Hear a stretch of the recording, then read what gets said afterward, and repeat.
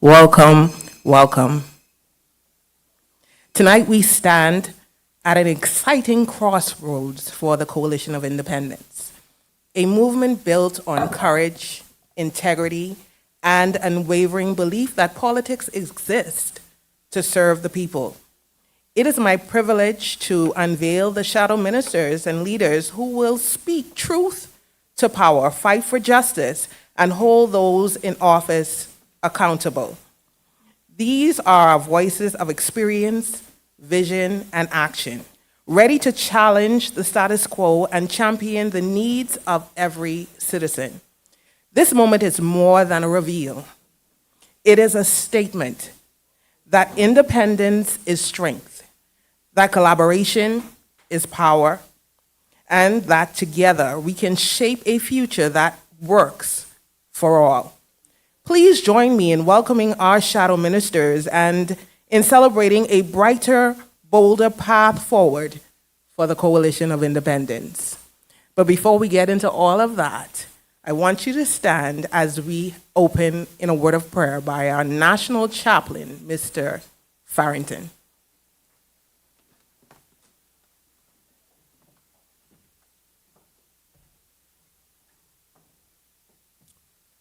Shall we pray? Abba, which art in heaven, we hallow your name. We adore you, honor, and appreciate you, recognizing the fact that it is you that had brought us to this very strategic time and season that we are in.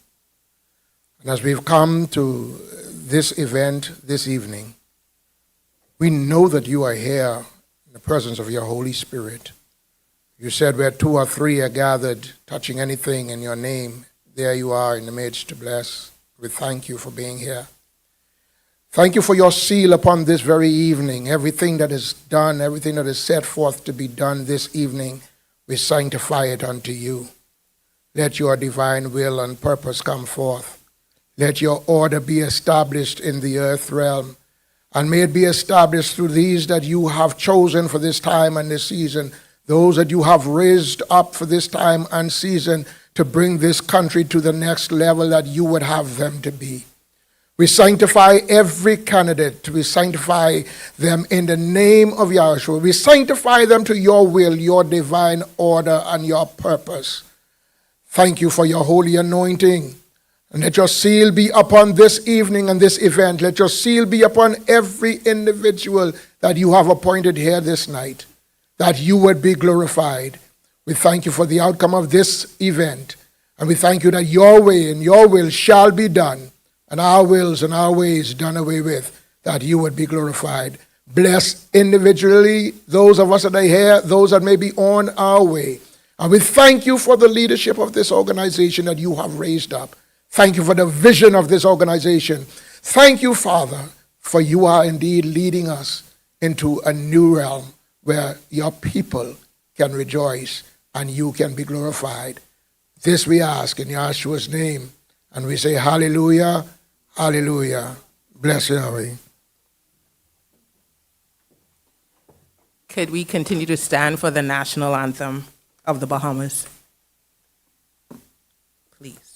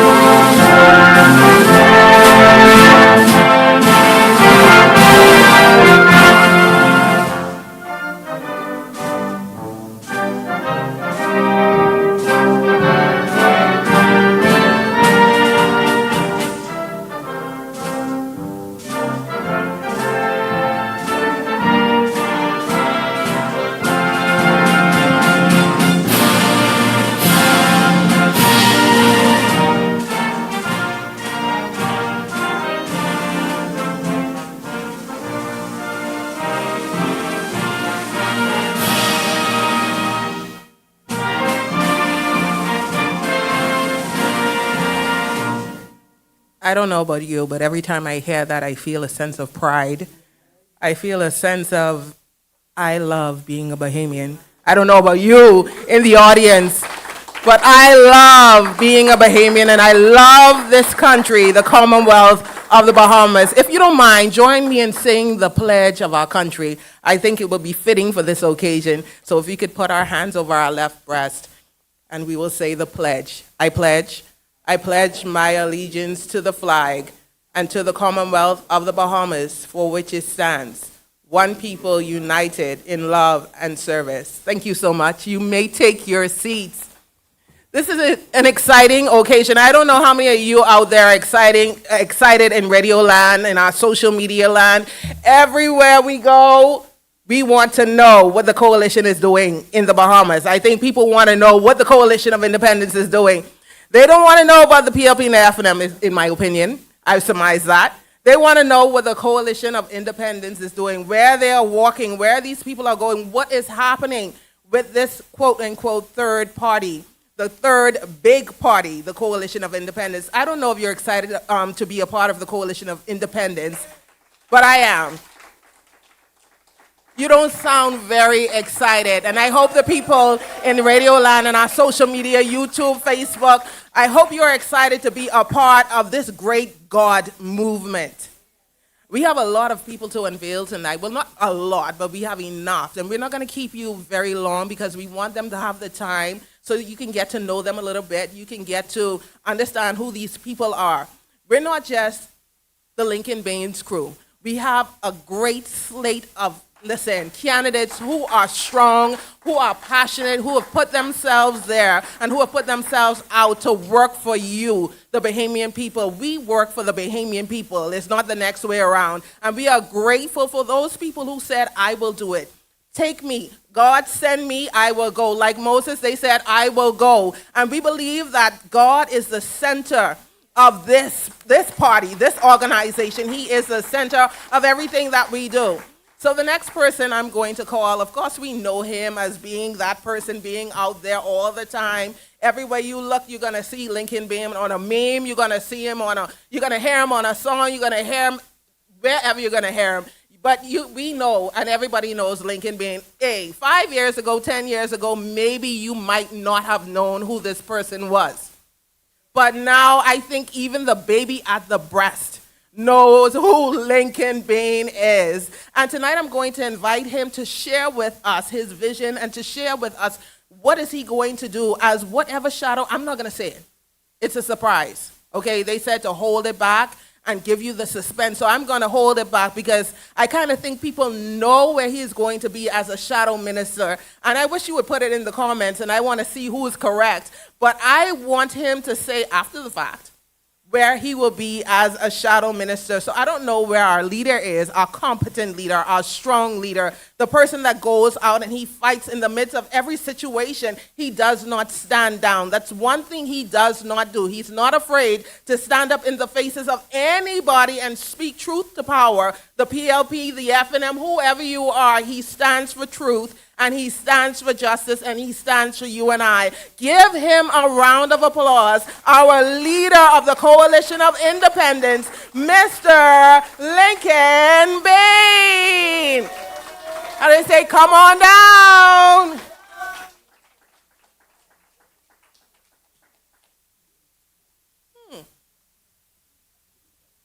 We're going to give him a second.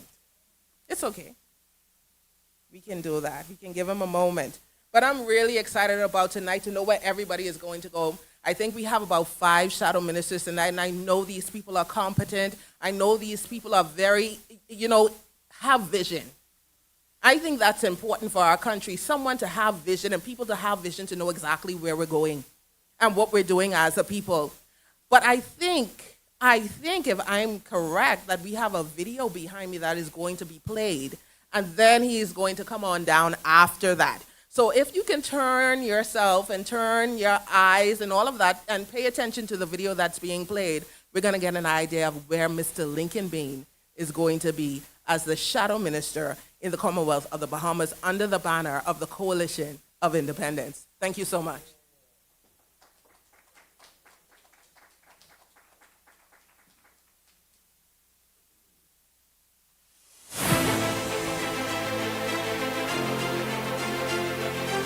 Lincoln Bain is a Bahamian who loves God and loves his country.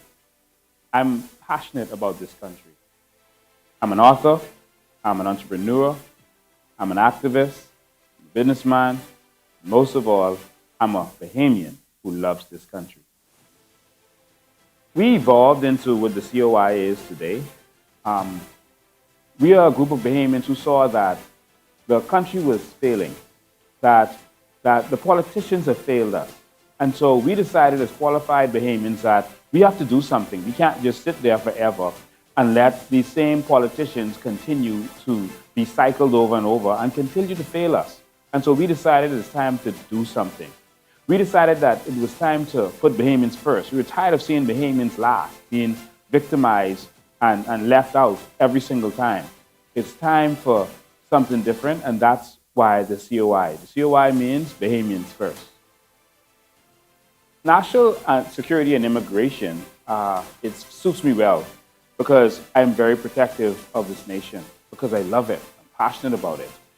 I have a background in law enforcement, and I know what it takes to fix this country. We can get rid of crime.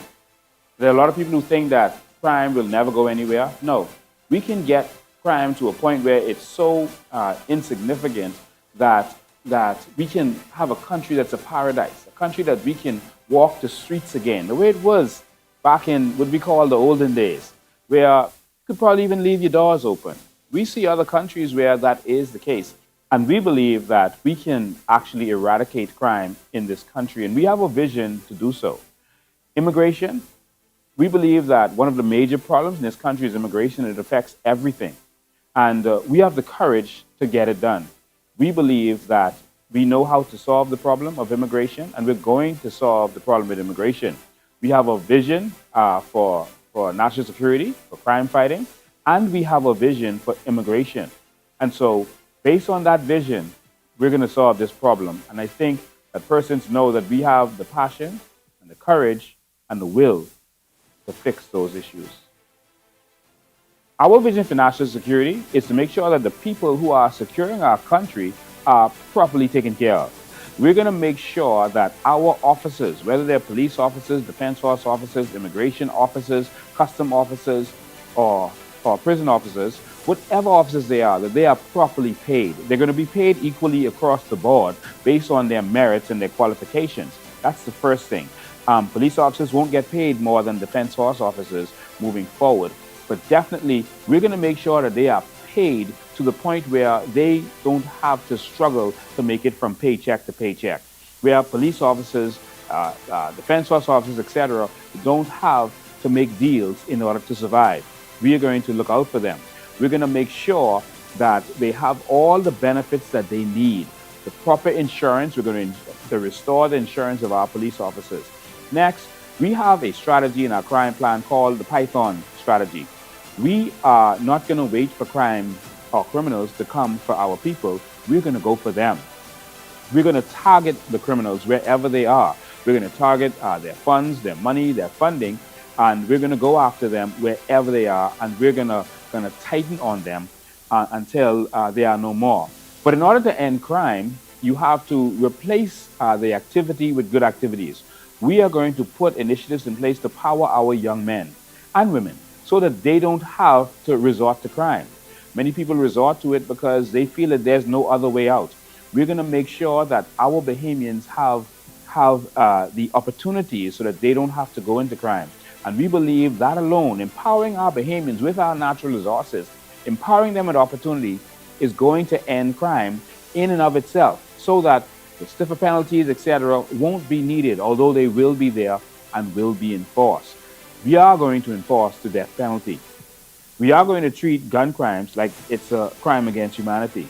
We are going to be intolerant when it comes to these things. But in order to do that, we're going to empower our people. Our plan for immigration is simple. We're going to make sure that no one comes to this country illegally. If you choose to come here the right way, then you are welcome to come here the right way. But we are going to blockade our southern islands to make sure that no one comes across who does not belong in our country. And if you're coming across, we're going to know you're coming across, and you have to be allowed to come here. We're going to have strict penalties. If you come here illegally, you will go to jail, and you will serve a harsh sentence. You will help us build our schools. You will help us to farm. You will help us to build our offices. But if you come the right way, you can come and you can enjoy the Bahamas just like the rest of us. But we have a plan that's going to stop all illegal immigration. My name is Lincoln Bain. I'm the leader of the Coalition of Independence, and I am the candidate for the great constituency of Pineville.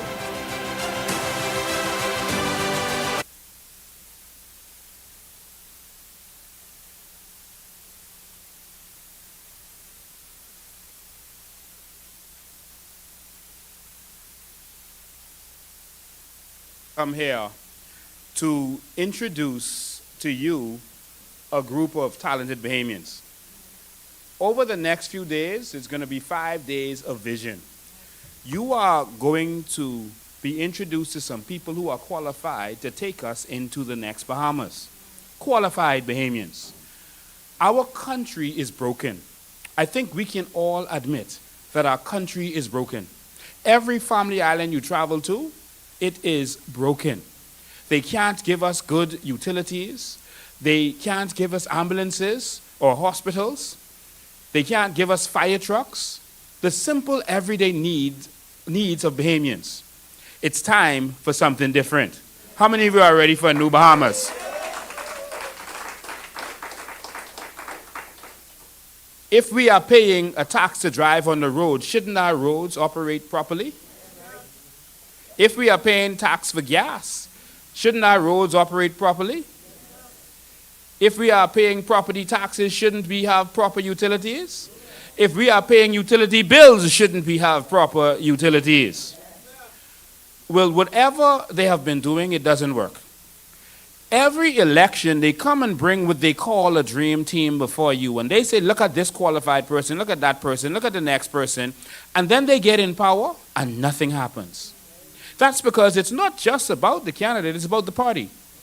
And so if the party doesn't have a vision for this country, if their only vision is nepotism, if their only vision is kleptomania, then we're not going to have a country that works. Because all they are interested in is developing themselves and not developing this great nation that we have. We have so much potential. And so because our country is broken and not working, some qualified Bahamians decided to come together and be the change that we need to see. And I believe in all of them. And that is why we are here. And so today we're going to release the first 5 to you. And tomorrow there's more. And the day after there's more. And so between today and Thursday, we are going to show you how we can govern this Bahamas with qualified people for every area. Some areas will have 1 shadow minister. Some will have 2 shadow ministers because there are 41 persons and only so many ministries. And so some persons are sharing ministries and responsibilities. But what you're going to see is persons qualified in every area. What happens under the PLP and F&M is they usually have persons who are not qualified leading these ministries. There will never be a day again where you have someone like, I'm not hitting him, but I'm just showing you the reality, like a Renwood Wells being the Minister of Health. What does he know about health? We have a Jobette Colby running electricity. What does she know about electricity? Well, we're going to show you what we know about all of these areas that we are about to present to the Bahamian people. And you're going to be proud that real Bahamians, qualified Bahamians, have decided to come forth and be the change that we need to see. Are you all ready?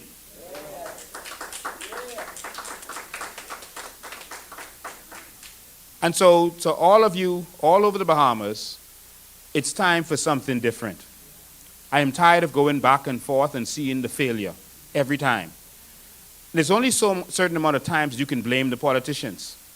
You have to blame us because we continue to vote for the same people who have been failing us. We vote for the F&M. They say they can do better. They say better, better. And then they fail us. And so we swing hard to the PLP because they say it's a fresh wind blowing. And then they fail us. And then we swing back to the F&M because we say it's a matter of trust. And then he fails us.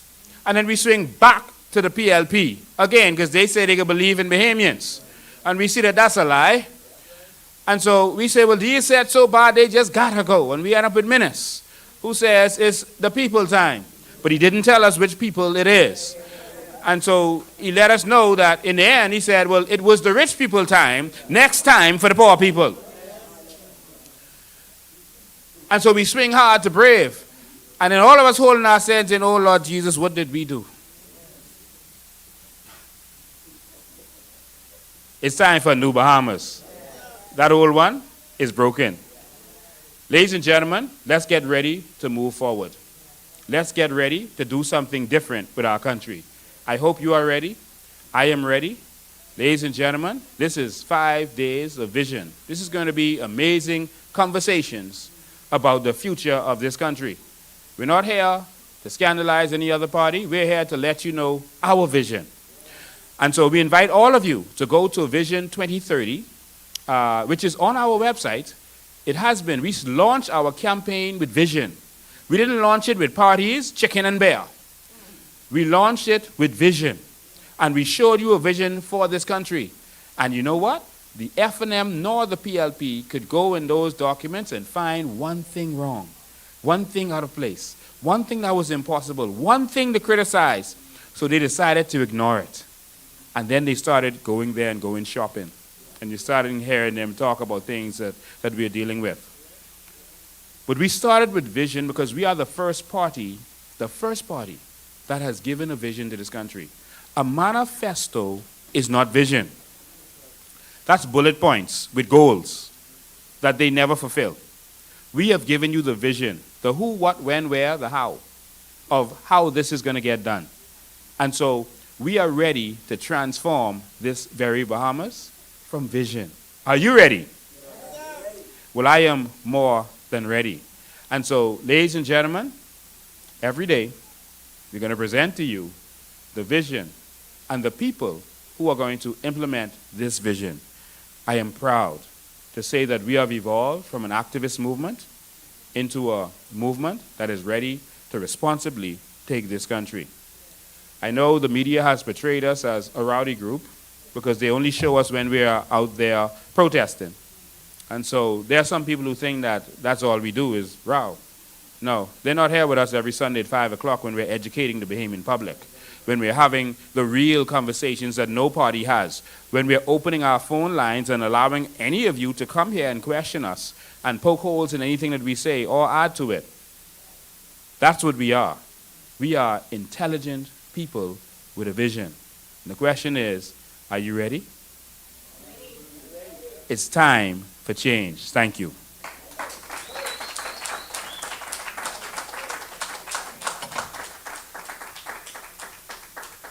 Good evening, Mr. Bain. Good evening. And I'm happy to have you sit here with me, and we're going to have a conversation. Could someone move the podium, please? I just want to congratulate you on being the first political party to have almost an entire full slate ratified already. I want to congratulate the Coalition of Independence on that as well. Being the first. There's a lot of the first the Coalition of Independence has been, and I want to say congratulations, sir. Thank you. And thank you for being a trailblazer and a man of vision. Thank you so much, and I want to thank those candidates for making the sacrifice to step forward. This is a very dangerous undertaking because all Bahamians know that there's victimization. They stop you at every turn, and these people sacrifice themselves. There are many of us who don't want to even be seen in a T-shirt. You know, many of us don't want to be seen at a protest, even though we stand for it. But these guys have taken the ultimate step by saying that we are going to replace these corrupt people in power. And so I want to give the credit to all of these candidates who have put country over self to make this happen. That's amazing. That's amazing. I want to ask you a question. A lot of people see you out there, and like you said in when you spoke just a while ago, a lot of people see you as a rah, rah, rah. The aggressive, the this person, the that person. Tell me a little bit about yourself that is not the rah, rah, rah. Tell me a little bit about yourself that the regular Bahamian would not know about you. The person out there who has already, put you as, they have projected you as something that you're not. Tell me a little secret that we could tell the Bahamian people. Well, I think there's a time for everything. Jesus was a very sweet and calm person, and he told us he was the Prince of Peace. Right. But there was a time when he had to go in the temple and break up the place because there was a time for everything under the face of the sun. Martin Luther King was a peaceful person, but when you tell him we can't eat in a restaurant, he's going to say, okay, well, we're going in that restaurant, and you're going to have to come and arrest us. And when you give us bail, we're going back again. You're going to have to arrest us again. We're going to have to block some bridges, and you're going to have to bring your dogs and your pepper spray, and you're going to have to deal with us. But the change has never come in the history of the world unless there were some people willing to sacrifice willing to sacrifice their freedom or their life. And like they always say, you can't make an omelet without breaking some eggs. And so there's a time to stand up. There's a time to be professional, as we normally are. But there's also a time to stand up and speak out. If Pinlin and them didn't decide to throw the mace out of the house and be rowdy in the house and outside of the house, we would be in a different situation right now. If Milo Butler didn't have to get dragged down the stairs, lifted by 4 men, I've experienced that, and locked in the bathroom of the House of Assembly, if he didn't decide to stand up for us in that way, we wouldn't be where we are today. If Randall Fox wasn't arrested for sedition because of the things he was saying to them, I mean, the things I'm saying is nothing compared to what that generation said, but they had to be strong.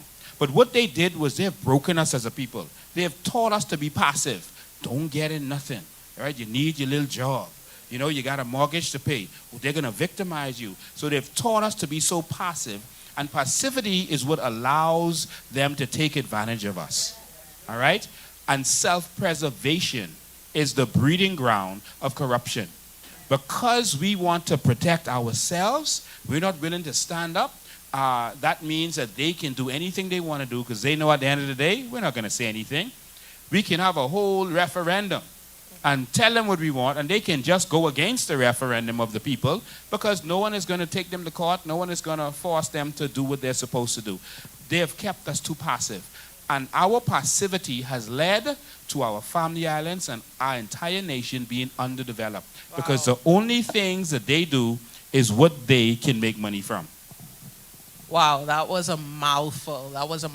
And you're never a man that is, you are never lost for words. I've noticed that. I've noticed so many times that you go up there and you don't even have a script. You don't have anything. It's already been revealed that you are the Shadow Minister of National Security and Immigration. Now, we know a lot of Bahamian people see you as xenophobic, and you don't like this person, you don't like this particular, people, or that.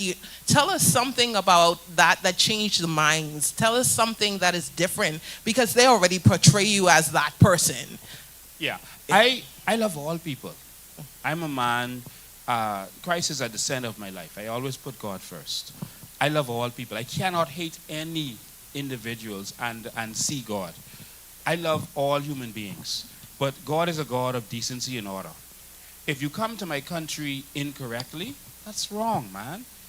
We don't want to go to your country incorrectly. Don't come to ours incorrectly. We have to do things properly. All right? And that's the gist of it. And people feel that because you're speaking out against wrong, that you're hating the person who's doing the wrong. No, we hate the wrong, not the person. Because we want you to come here the right way so that we can manage our country properly. We don't want persons coming here, and as you saw, we had to fight for a retired nurse who illegal immigrants pushed her off her land and threatened her. Wow. And we had to go there, and again, I had to go there and be dragged off by police because I was defending a Bahamian woman in this country. Mm-hmm. She went to the leaders of this country. She went to Minis, she went to Brave Davis, she went to all of the persons who lead this country, and they gave her no justice. Wow. And she came to me, all right, and we went out there ready to break down. We had a bulldozer and everything. They sent their corrupt police to stop us, to protect them. All right, the people who were doing wrong. We went there with the police. We do it the right way. And of course, now she has her land back again. All right? And so they didn't want to publicize us because they don't want to give us any credit for standing up and fighting, but that was just the right thing. Right. And so we love all people. When the earthquake happened in 2010 in Haiti, I got a plane. I filled that with supplies along with another person. And we took that plane, even though our government said they can't help Haiti because America has taken over the airport and taken control, and they've turned away other prime ministers in the air saying they can't land. We called the U.S. Army and told them, hey, you don't run Haiti. We come in to bring these supplies. They were like, come on down. We need all help we can get. So we don't understand what Ingram was saying. We went and we helped those people. I then continued to go there for the next 2 years, back and forth, helping, getting corn in my hands, helping to rebuild. You don't spend your own money and do that kind of thing for people that you hate. Right. And so the politicians are trying to put this message that we hate these people because we're standing up against wrong that is being done. But what we hate is that these politicians are making money off these people. They are raping and robbing them, and this is a big industry for them.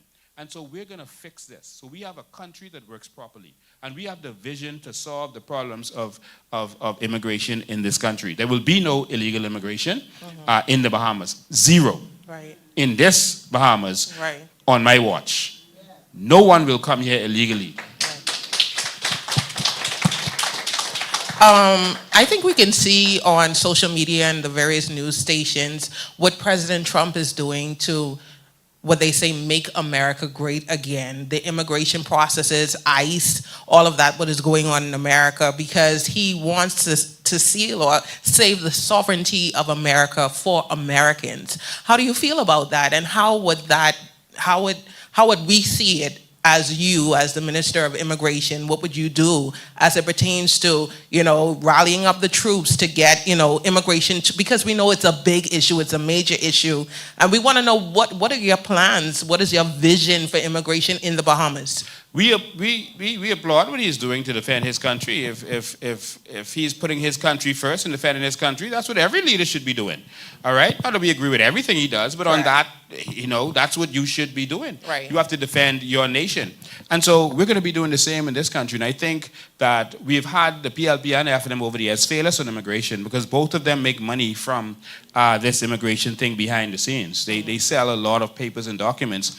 You heard Fred Mitchell say that they sell $150 million worth of work permits. When I said that on a town hall meeting we had there, people were like, oh, that number sounds too big. That doesn't sound realistic. Wow. But then he came out and said it after I did. Wow. But they never revealed that to us before. Who are these $150 million worth of people? What are they doing? I don't see an Atlantis going up. I don't see a Bahama going up. I don't see all this work that they're supposed to be doing in this country. And so they are selling these work permits, it looks like, to just make sure these people have some papers so that if you stop them, you can't do anything with them. But I want to say this, that we're going to defend our borders. First of all, there's only one way to get here by sea, and that is to pass Inagua by the east or the west. And we're going to make sure we have the radars and we have the patrols, the drones, etc., to make sure that if you're coming through legally. That's very easy to do. They want it to be slack. We're going to make sure that we have the proper boats, etc., to get it done. Our immigration department is going to be on the level of ICE in the United States of America. Wow. They are going to be a force to reckon with. And we're going to support them, make sure that they're properly paid so no one has to take any money under the table from anybody. Right. They're going to be properly paid. All officers in this country are going to be paid on the same scale, whether you're a police officer, defense force, etc., same scale. And it's going to be elevated extremely to make sure that we don't have officers trying to make it from paycheck to paycheck and having to do things that is out of order. But they are going to have their own boats. Immigration is going to have, they're not going to depend on the defense force. They will have their own boats, their own bases, and their own supplies to make sure that they can protect our borders. We're going to enforce laws. We already have all the laws we need in place. But if you have good laws and bad lawmakers and people keeping the laws, it doesn't matter. All right? A strong gate with a bad gatekeeper doesn't help. Right. And so we're going to target anyone who would hire them illegally. And that's going to make sure that you're going to make sure those persons are straight. Right. We're going to target anyone who would house them. All right? You're going to be in big trouble if you house them. And we're serious with that. And so notice they're coming to us, not going right next door, because they know what would happen if they go next door. So they're coming where there's slackness, where they can pay for use corruption to destroy our country. And so we're going to fix that. If you come here illegally, you're going to go to jail, and you're going to be sentenced to hard labor. And you're going to help us build our country. All right? You're going to help us build our country. Since you want to come and work, you're going to work. All right? But if you come legally the right way as we're building this new Bahamas, you can come and help us build this new Bahamas. You will be a welcome part of society. You won't have to keep your money under the mattress. You can have a bank account. You can have a driver's license so you don't hit people's car and then break off running. You can have insurance. You're going to be a part of this society as you help us build this society. One strong thing that we're going to do that's very important in immigration, because I want to talk about national security too and crime.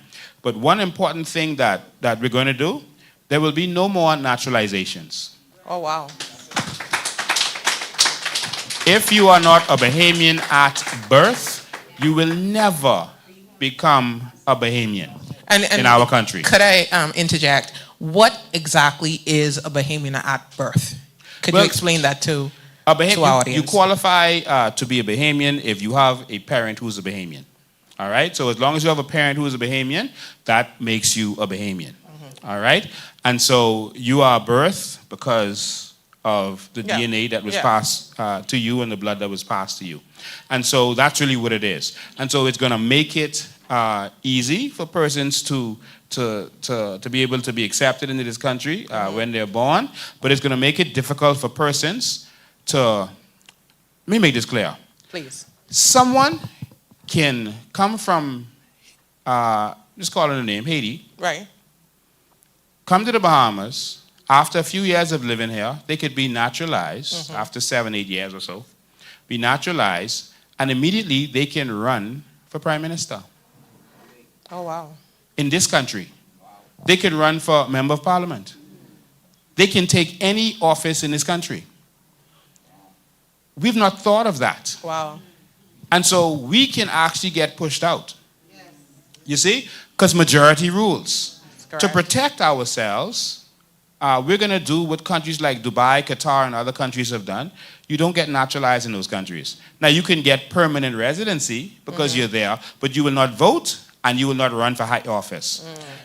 Yeah. And so other countries protect their sovereignty like that. That's the law in Haiti. You can't run unless you're an organic Haitian. They call it a Haitian of origin. All right? And own land and own a business. You got to do all those things. Wow. All right? And so they're protecting their sovereignty. I have no problem with that. But why aren't we protecting ours? Yes. All right? Why are we called xenophobic? Because we want to protect ours for us. Right. All right? And so that goes to anyone, the Chinese, the Americans, whoever. You won't become a Bahamian. All right? Now, you can become a permanent resident if you've been here for a certain period of time, contributing to our country, and you've become a good part of this nation. Wow. We welcome you to be here and be with us. Wow. All right? And so we have the laws already that we need, but now we're going to have the enforcer to enforce this law. And no one is going to break that law while I am Minister of National Security and Immigration. And just so you know, we're putting those two back together. They used to be together before, but since Brent Simonet got it, because that's the money, immigration is the money-making department, so Brent Simonet wanted that. But he didn't want the other responsibility. And so we're putting it back together because immigration is a serious national security threat in this country. Absolutely. And so I just want to say to all officers that you're going to have an ex-officer who's going to look out for you and put you first. Everyone who's entitled to their gratuity, your gratuity is coming. Because I can tell you, I didn't get mine either. Your gratuity is coming. Proper pay, proper insurance is coming. And we're going to make sure that you have everything you need to fight crime in this country, and we are going to get out of the way of the officers because we have the qualified officers to get this done. We just need to empower them. But the politicians keep meddling with these commissioners of police, as you heard some of them say recently, and that is the problem. We are going to let them do their jobs, and we're going to put the policies in place to empower them. Right.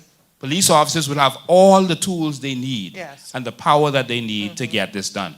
Yes, I think that's very important. I think we need that. We need police officers to be in position to do what they need to do in the country and not be held by the politicians to do it their way or how they want them to do it or how they want them to move. It should not be like that. Yeah. That's two different estates, and I think we need to specify that and make that, put that in, do whatever we need to do. Another question. I have seen on social media, and I'm sure everybody else have seen on social media, we have seen officers taking bribes and all of these things. And I heard you say that you would make sure the officers are paid, their salaries are lifted, because a lot of people are hurting in this country. And of course, we know that bribery is wrong and all of those things are wrong. We do not condone that. However, people are hurting and people are finding innovative ways, even if it's criminal, to help their families, to help themselves. What do you have to say about that with the salary adjustments and the things that have to be done, especially for the people who protect and serve us? They put their life on the line every day for the Bahamian people. What do you have in mind for those people? Well, as I said, we're going to properly pay them and make sure they have all of the perks that they need to do their jobs. It's sad where people are suffering so much in this country and that's true in all areas. And that includes government workers. Everyone seems to be paycheck to paycheck. You can't afford anything because of the bad policies that they have put in place. How do you put taxes on food? Even America, who loves taxes, does not tax groceries. When you go in a grocery store, you don't pay taxes on groceries. And so how do you put taxes on food for 4 years, rape us and rob us on taxes on food, and then come 4 years later and say, oh, I'm going to reduce it by 5%. As if you did something for us. No, you put it up to the 10%. And then how do you then come 6 months later and say, okay, I'm going to put it down to 0 because election come in. But I just want everyone to know that after election, VAT is going to go back to 15%. Everything I say comes to pass. Remember what I said to you. Wow. VAT, the F&M, or the PLP, if you let them get in, VAT is going to 15%. Now, when it happens, don't cry if you let them get in, because you were warned.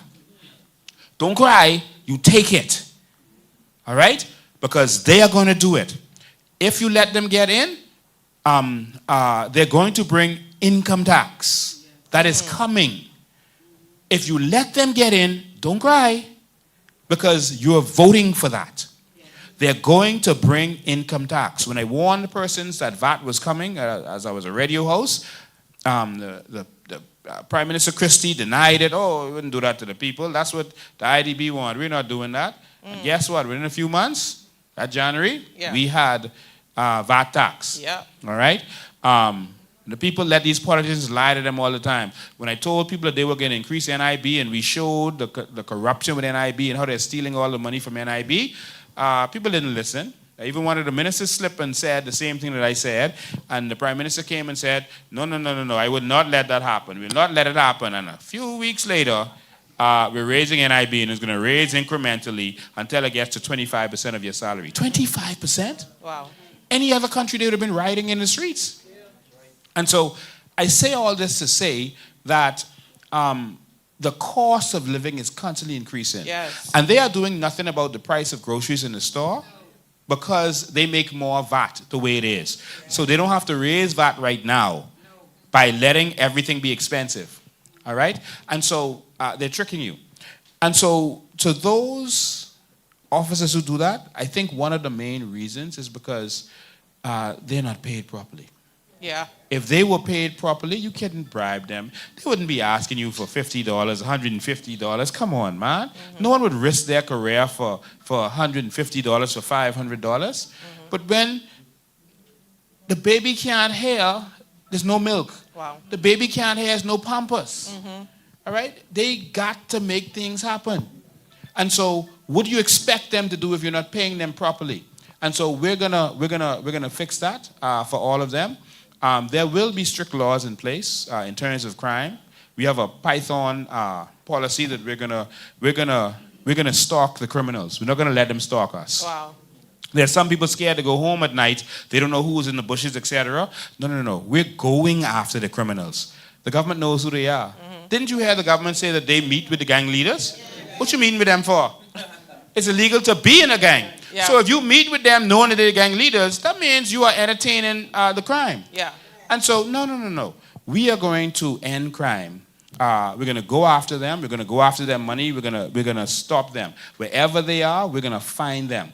That's what they do in other countries. The DEA doesn't wait for you to go out there and do something. They stalk you. They tap you. They put officers undercover to see what you're doing. They go after the criminals. That's what we're going to do. You see any undercover officers around here? No. Infiltrating the criminals? No. Oh, we could be all over them. Yeah. All right, we just want you to know that. And so these policies, the policies of being aggressive against crime is going to help. But we don't want to just go after the criminals and put them in jail, because many of those persons who chose that lifestyle did so because there was no hope. There was nothing else to do. So the first thing we have to do is empower our people. So just like some officers are doing some things they shouldn't do to survive, there are some people who commit crimes because they feel they have no choice. And you might say, yeah, go sweep the street, you'll do whatever you have to do. But some people, if an opportunity comes in front of them, they're going to do what they have to do. So we have to replace bad habits with good habits. Right. And so by empowering our people, we are going to end crime. Right. There's no crime in any of those countries where they let their people benefit from their natural resources. You can go to Dubai, they don't even have a door on the store. You only know it's open or closed because you see no one is in there. You can go in there and you can take whatever you want out and walk away and go, but no one does that. You can leave your cell phone on the counter and come back 5 days later and they got that for you. Oh, you left your cell phone right there. And so that's because they are looking out for their people, and we're going to do the same thing for our people. So we're going to empower our young men. We are going to have so much youth programs that it's going to blow your mind. You'll have more about that later this week. But we're going to focus on youth programs because youth programs kept me off the street. When I was young, I grew up in Pinewood Gardens, all right? And so there was some rough streets. And a lot of my friends were taken astray. But I was saved from that because I was always involved in something, whether it was music, singing, playing organ or piano for the church, martial arts or track and field. I was always doing something. So it took me away from the streets. We are going to have a program that takes our youth away from the streets. Yes, we need that. No more idle hands. We are going to really spend a lot of money on that, including sports programs, et cetera, because it's going to benefit us in the long run. Yes. And so we can't go into details of all of these things now, but stay tuned when we have the final release of our Vision 2030, and you're going to hear the full details, the how, what, the when, the where, how, including some business plans of how we're going to do certain things. Well, I know we have other people to interview tonight, but I have two questions to ask you. One, with our armed forces, are we going to raise the bar for those who are interested in being a part? Make sure we vet them properly, make sure we know, we do the correct background checks, all of that stuff, so we know who we have on these forces, one. And two, how do you feel about the $11 a month that you would save at the grocery store? Don't be ungrateful. That's a whole 2-piece snack. Yes. Don't be ungrateful. You can't hit me with a tax and then after years take it back and say that you did something for me. You didn't do anything for me. You gave me $11, but how many $11 did you take from me? You can't take $11 from me for 4.5 years and then give it back to me for 6 months and say you did something for me. Think about that. So let's do that math. I like to do math. Let's do that math. Please. Let's do that math quickly. Please. I love maths. So let's do it. So $11 times 12, right? No, it's more than 48. It's 4.5. Oh, okay. So we're going to go with the whole 4.5 years. Yeah, 4.5 years. So that's 54, right? So 54 times 11, that's $549 you took from me. Wow. All right? And so for the next, when is election? May. So from April 1st to May. April 1st. Right. April 1st to May. That's 1 month. April 1st. April 1st. April 1st. Yeah. So April 1st to May, which is 1 month, you get $11. After they took, and I believe election is in May. And even if it isn't, I mean, look at the disparity. Yeah. All right? They didn't do anything for us. They robbed and raped us. Wow. And so I just want to say this also before I go, you know, and you're going to talk to our natural resources experts. But 4 ships have gone out to measure our carbon credits. Our seagrass to get carbon credits from them. 4 ships. They were training the captains for the last couple of weeks. 4 ships. Remember those documents with $11.35 billion I talked to you about? This will help them to be able to access that. But they formed companies that is going to be taking this carbon credits from you. Remember I warned you. All right? They're going to be taking that money and it's going to go to them.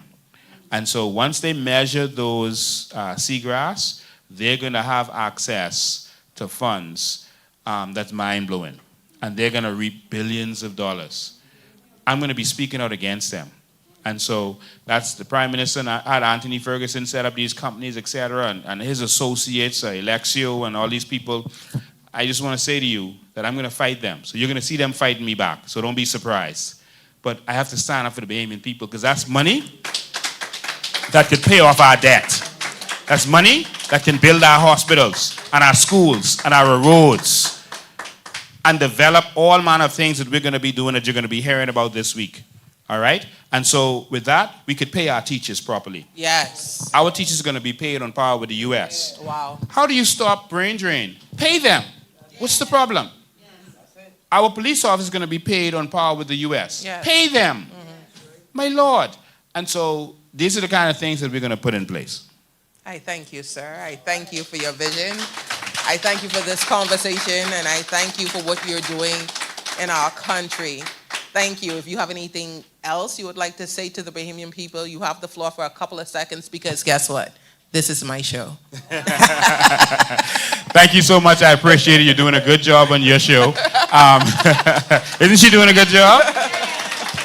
Well, I just want to hear from the rest of these candidates. I let it out because I'm the leader. But of course, I want all of our police officers, custom officers, prison officers, etc. to know if you vote for change, you are going to have the prestigious jobs that you used to have back in the day. You're going to be truly officer and a gentleman. You're going to be proud of the money you make. You're going to be proud of the career paths. You're going to be promoted by merits, not by favor or by political favor, etc. You're going to get voted. You're going to get appointed by your merits. And so, if you want a better police force, you know what to do. If you want a better defense force, you know what to do. Your boats are going to be fixed all the time. Your boats won't have to be sent all the way back to Europe to get fixed. We have already started putting some plans in place and talking to experts from all over the world, and you're going to see our final version of Vision 2030 in short order. But to all of my people, you're going to have a safe Bahamas. A safe Bahamas. Crime can be solved. And I think it's important for some people for us to mention the death penalty will be back. Wow. Wow. Yes. And no one is going to stop that. Yes. No court anywhere in the world. Because the Privy Council only told them the conditions for doing it. But they don't want to do it, and that's why they're not doing it. All right? Because they are criminal lawyers. All right? And so they're not going to do anything that hurts their business. And so we're going to fix this. If you take a life, your life will be taken. Wow. It's simple as that. That isn't a lot of algorithms or any complicated math. Life for life. Wow. It's simple. All we have to do is define what the worst of the worst is in our law, and that's it. Life for life. But we cannot do that unless we have proper investigations. Right, yes. All right? We don't want anyone innocent being sent to the gallows. We're going to make sure we have proper forensic in this country, that we don't have to depend on any other nation. Yes. And therefore, we can have proper investigations. All of us watch it on TV and we see the forensic files and First 48 and this kind of stuff, and you see how they investigate. Well, we're going to do similar. We're going to do the same thing to make sure that if that person is being executed, that is a clear-cut case. All right? If the case is not clear-cut, then you can't take the life. You got to give them life in prison. But a clear-cut case where you can clearly see that this person murdered that child and left them in the bush, there's no way we're going to be feeding you for the next 50 years. I love that for us. I love that for us. So that's it. Thank you for having us. We want to hear from the rest of these candidates. There you have it, the leader of the Coalition of Independents, Mr. Lincoln Bain, our Shadow Minister of National Security and Immigration. Yes. So, the next person up, because they're going to come on down, but I'm not going to call their name initially. We'll have the video play in the back after I would have said a few things about them. The next person has a bachelor degree in accounting from UB, and it was COB back in the day, if you remember that. Those of you who are longer would remember that. He's a CPA, and he works in auditing, which is something I don't know about. I'm going to learn about that tonight. 1 year at Fidelity Merchant Bank and Trust as a group accountant. Over 15 years as a financial controller. 15 years, and this guy looks so young. I mean, come on. 15 years as a financial controller at the Bahamas Cooperative League Limited, and 5 years assistant manager of the established local business. He's an elder, he's a pastor, he is a husband, and he is a father. I don't know if you know this person, but he's very qualified for the area that he is going to be shadowing as a shadow minister of the Coalition of Independents. Mr. William Knowles, you are next. Yes, sir. And what we're going to do is we're going to turn our attention to the video screen, and we'll watch a video, and after that we will have the interview with this man of God, this very intelligent, astute man who is going to give us information as to why he is the shadow minister of whatever ministry that is. Turn your heads to the screen. Thank you so much.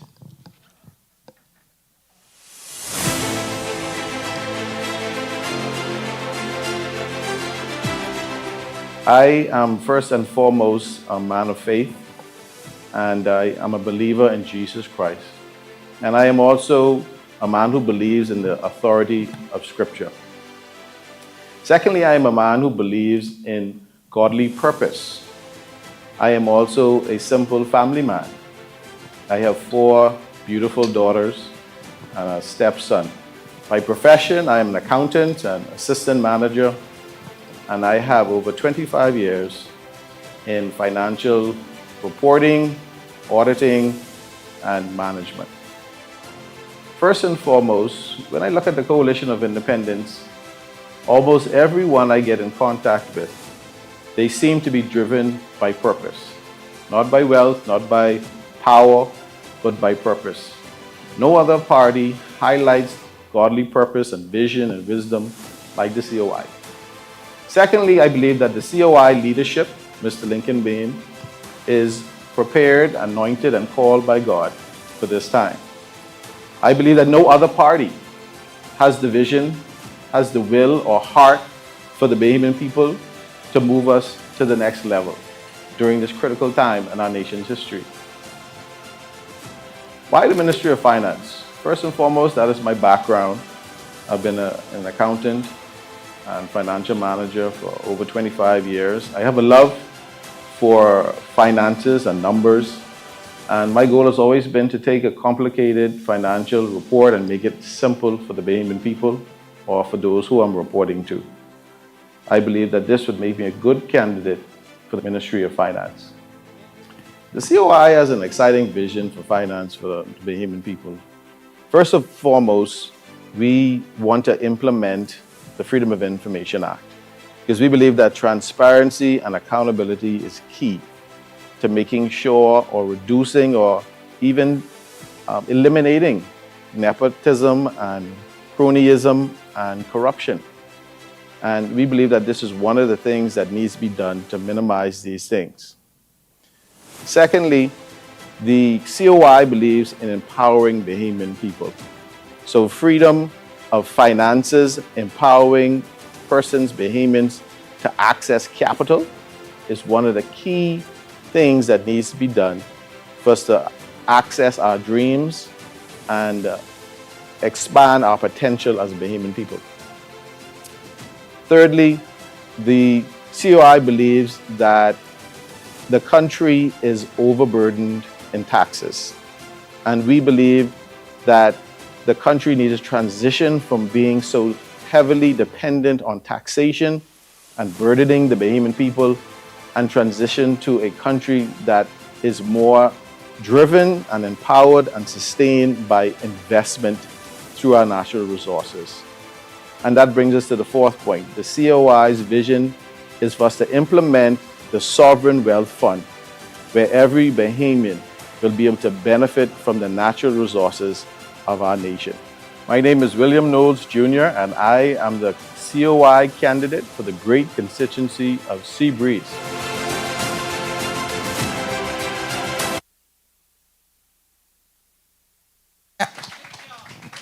Come on down, Mr. William Knowles Jr. Welcome. Good evening, everyone. Good evening, and thank you for coming. It's good to be here. Wonderful.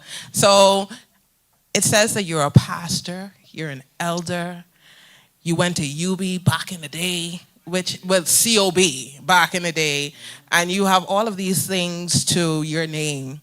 Tell me a little bit about yourself that we don't know that you didn't say. Just a little bit. Well, one thing that was not captured in the video, I do have a passion for young people, and I do have a passion for empowering young people. All right, many people don't know this, and I don't really talk about it because I kind of hold it there, but for about 10 or so years, my wife and I have been doing mentorship programs in government schools through different initiatives by my employers. They have partnered with me, and we've provided food and drinks, a lunchtime, we call it a lunchtime mentorship program. Oh, wow. And we have, by God's grace, He has made a way for us to impact 3 public schools over the last 10 years. That's amazing. All right? Yes. I don't talk about it much. That's kind of something I kind of hold dear. But people, you know, when in politics, people have to know the character of the persons who they want to represent them. Yeah. And I felt it was necessary to show that I do have a heart for the people. And a sincere desire to empower and to strengthen and build up. That's awesome. That's amazing. You don't just go out there and you talk to them, but you feed them as well. Because a lot of people want to come and they want to talk, but when your stomach biting, I don't think you could hear much. So that's amazing. Yeah, well, just to give a little bit more background, it was started as a program for at-risk boys, right? And we took on a few boys, and it kind of seemed like prison to them for their lunch hour. And I said, listen, I said, next week, if you all want to come, don't come. But next week, I buying pizza for everybody. Well, I buying food for everybody. Yeah. And I'm going to take my time to pour into you as much as I can. And if you want to receive it, you can receive it. And you know what happened next week, right? I mean, you had a full house. You had to have had I a had full a house. full house. There you go. Yes. Right? Even the girls tried to come in. What? And that made a way for us to expand it to a girls' club where my wife was able to spearhead, and then it moved from 1 school to 2 schools to 2 schools to 3 schools, and just God has been good. Yes. That is awesome, and God has been good. And I can hear the passion you have for young people. I can hear the passion that you have for our nation, especially when in the interview just now. And I had the chance to meet your beautiful wife, who also has a passion and pushes you, to do what it is that God has called you to do. How do you feel about that? Just having someone to be, stand with you and push you and be that strength that you need even now in politics, because politics is a whole different atmosphere.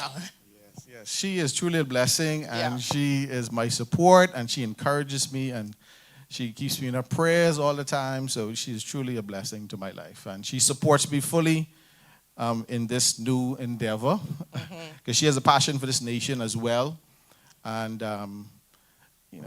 she's my right hand. Yeah, I heard her story, and it was amazing. But she's amazing. You're amazing. I just want you guys to know that, and thank you for standing up and putting yourself out there for the Bahamas and tagging yourself along with the Coalition of Independence. My question to you is, why the Coalition of Independence? And you are the candidate for Seabreeze, right?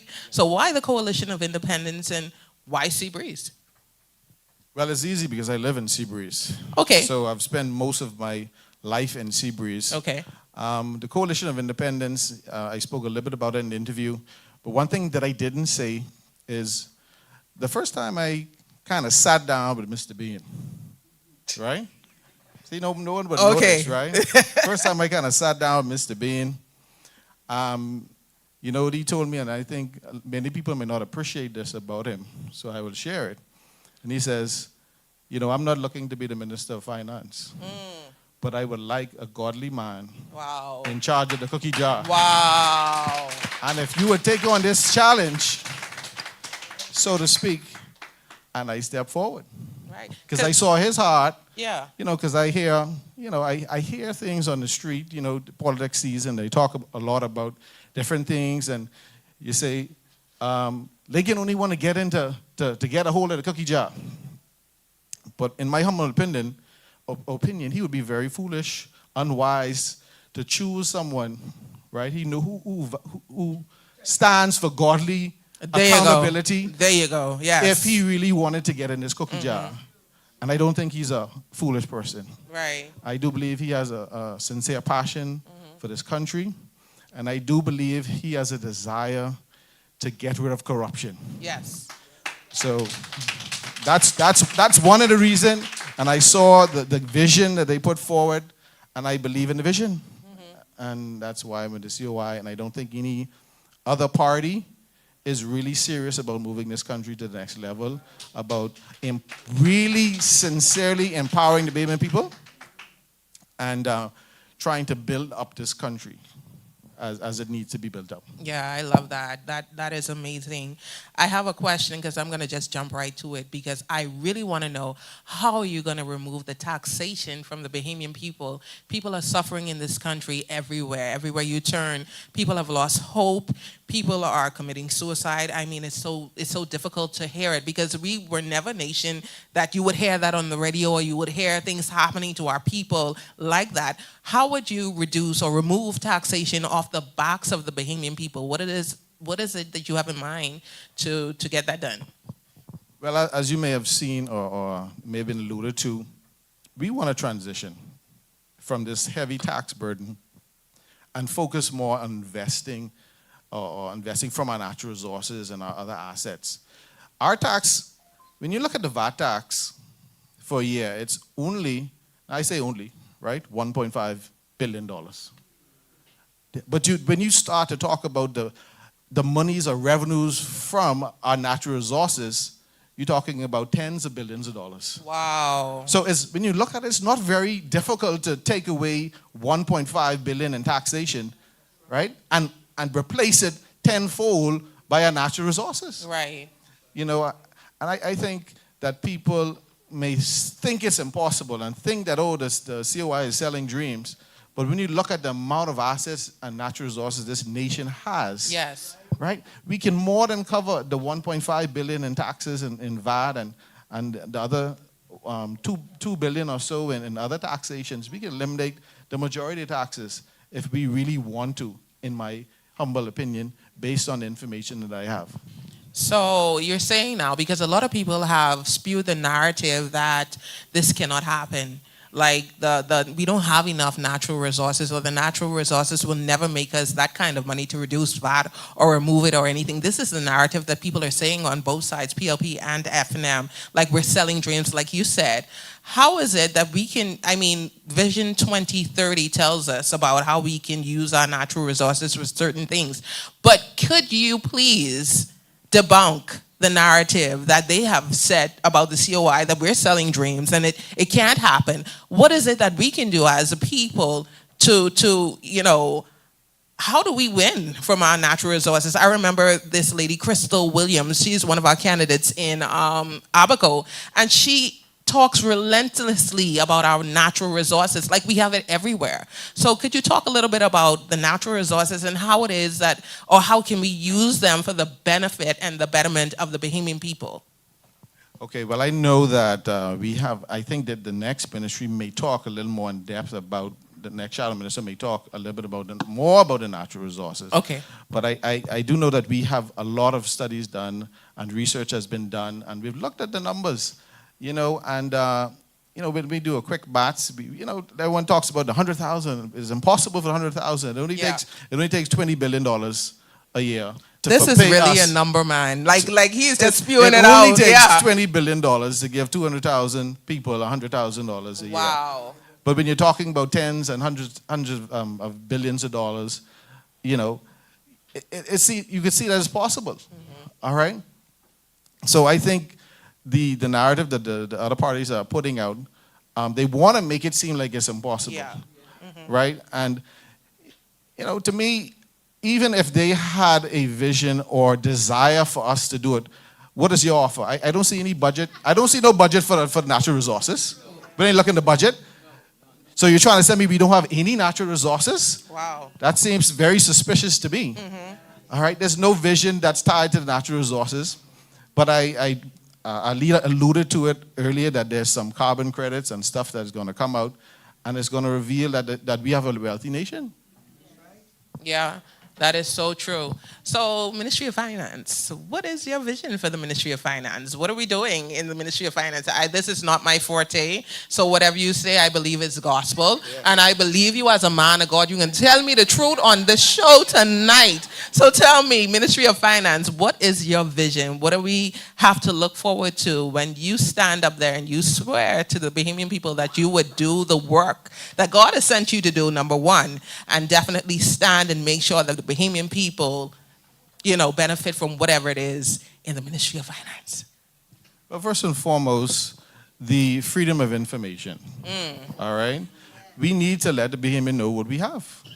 That is true. They need to see how rich the Bahamian economy is. They need to know what all the natural resources are. They need to know what we are doing with their funds. Yes. All right?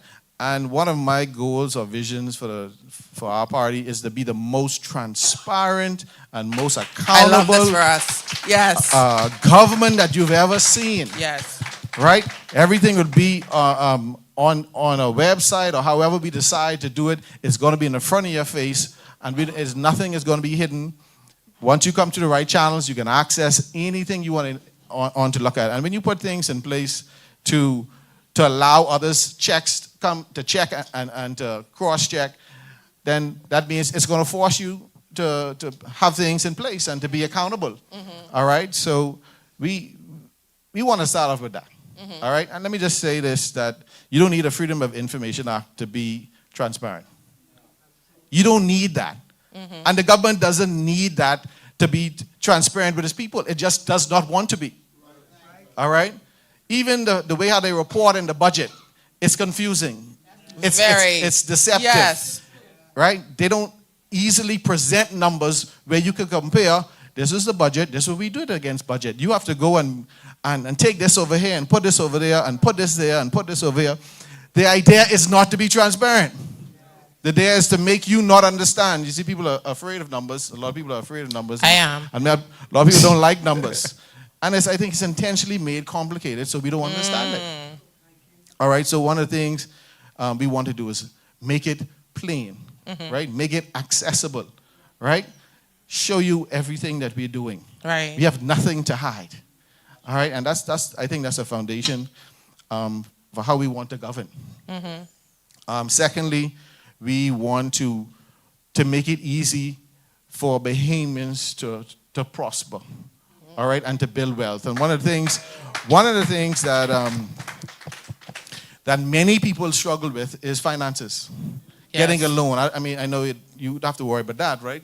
But but a lot of people. It's true. A lot of people, when they go to build a company or start up a business, it's like you got to bring 10,000 to get 5,000. I said it jokingly, but it's, you have to bring 10 to get 10. The math ain't I mean, if I had 10, I didn't need to borrow 10. That's, yeah. Right? Yeah. So one of the things that we want to do is to nationalize and revitalize and expand the Bank of the Bahamas. And we want to transform it into... Could you say it again?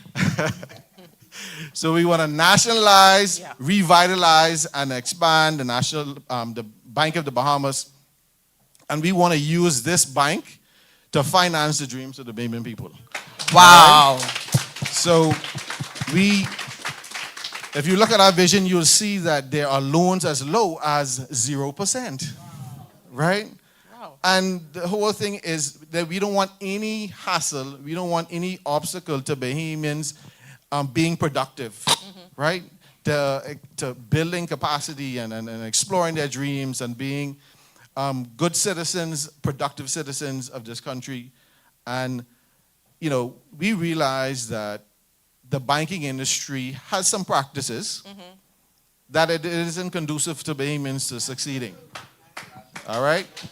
And they can make millions of dollars and still increase fees, right? That's true. And, that is one of the major things I believe is going to jumpstart this economy and allow Bahamians to be their entrepreneurs and to, put together their ideas. And so the Bank of the Bahamas is one of the key things that's going to kind of drive competition, okay?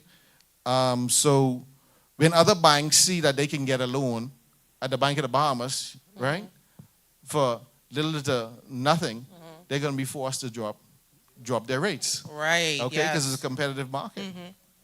So they're going to have to be more competitive with their lending, and the fees are going to have to drop.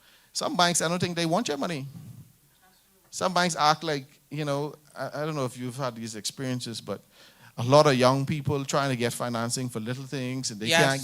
can't get it. They try to get financing for small businesses and whatnot, and those are kind of things that we want to do through the Bank of the Bahamas. And then we have a lot of lending institutions. One thing, we want to empower Bahamians to fulfill their dreams, but we want to protect Bahamians as well. Yes. All right, so we realize there's a lot of shortages in this space, this financial lending space, where people take advantage of consumers. And one of the things I love in this particular vision is the Financial Consumer Protection Agency. I don't know if we've addressed that, but it's this agency that will fight on behalf of the people for these financial crimes, I call it, that they do to the Bahamian people. Yes. All right? There's no way you should be have a loan for a small item for 20 years because of... Oh, you sound Talk like, about that. you see? Let's talk about that, because people, like, I am really trying to ascertain mortgages in this country, right? You get a loan from whatever bank you choose for, like, let's say $100,000. By the time as you're done, you've already paid that bank almost $300,000 or $400,000. Yeah. That is crazy. Yeah. And then there's cases where if you default, right? They take your stuff and sell it cheap to their friend. Oh my goodness. Right? That's what I'm hearing. I don't know what you're hearing. It's true. It's right? true. But they take your hard-earned investment that you've been paying all these years, and they take it and with little to no leniency. And hey, I got one nice house over here. I got one nice car over here. Make me an offer. These kind of things that we have to face. Wow. And the people feel like they have no one to fight for them. And so I think this agency is a great step into preventing and protecting the Bahamian people. Okay. Yeah. Yeah. The housing situation is a big deal because when I look at the housing in America and I look at the housing in the Bahamas and the cost of the housing in the Bahamas and the cost of the housing in America, what you're paying here for the little that you have is a mansion over there. Like I don't even get it. The math is not mathing for me. So I am so thankful that you are going to be our member of parliament and our shadow minister covering finance. I know you're a man of God. I believe in what you have. I believe in your passion for the Bahamian people and lifting the taxations off of the Bahamian people. Is there anything else you would like to say to the people of the Bahamas as the shadow minister of finance? Well, our whole mission is to empower Bahamians. All right? So whatever that looks like, and whatever area that is needed, we will make it our mandate to make it easy for Bahamians to do business, to make it easy for Bahamians to access capital, and make it easy for Bahamians to fulfill their dreams. And then at the end of the year, we would like to give you a check for your natural resources. I like that. Listen, come on. I love that for us. Yes. Mr. Knowles, it has been a pleasure to have you sit down and talk to us and the Bahamian people. He is the member of parliament, the next member of parliament for Seabreeze, and the Minister of Finance for the Coalition of Independence when we walk into this new Bahamas. Thank you so much for being a part of this sit down. It was quick, it was fast, but it was fun. And I know we got a lot of information. I hope you in the viewing audience have gotten information. You in social media land, I hope you have gotten some information and some ideas of these people who we're putting forth, are intelligent, brilliant people of the Coalition of Independence, our candidates. They're amazing. Thank you so much, sir. I appreciate you, and thank you for indulging me. Thank you. It's been my pleasure to share. Have a good one. Thank you. Thank you. Yes. So the next person we have, and they said, okay, hold the suspense. So I'm going to try my best. I'm not going to say what they are going to be the minister of, but this person has been a warrior princess, so we already know it's a woman, for the Bahamian people for a very, very long time. She has championed so many things. If you look on social media, you see her there fighting for the Bahamian people. You see her there fighting for the officers. I think that's a passion for her. She fights for officers. She fights for everybody. Trust me, and the mouth is the mouth. The stature is very small, but that mouth, you're going to know. And she is here, and she's the shadow minister for whatever it is going to be on the video. So we're going to sit back, and if you can turn your attention to the video, and you can see a shadow minister for... No video?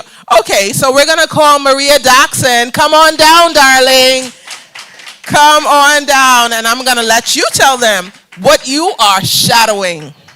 Because I'm sure they thought it was going to be immigration or something. So let them know what you are shadowing, please, and thank you. Welcome. Welcome. Good night, my fellow Bahamians. Did you hear that? My fellow Bahamians. It's so amazing. Yes. Yes, yes. So could you tell the Bahamian people what you are the shadow minister for? I don't know why Lincoln gave me this big post. I'm going to be the shadow minister for labor, public service and labor. I'm coming to take Pia Glover Place. Oh, okay. They decided to give me the ministry for the workers in this country. I don't know why Lincoln did it, but he must know why. I think that's the perfect position for you. I think so too. Yes.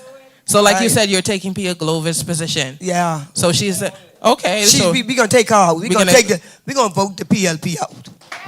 Listen, yes. We're going to vote them out. We're going to vote them out.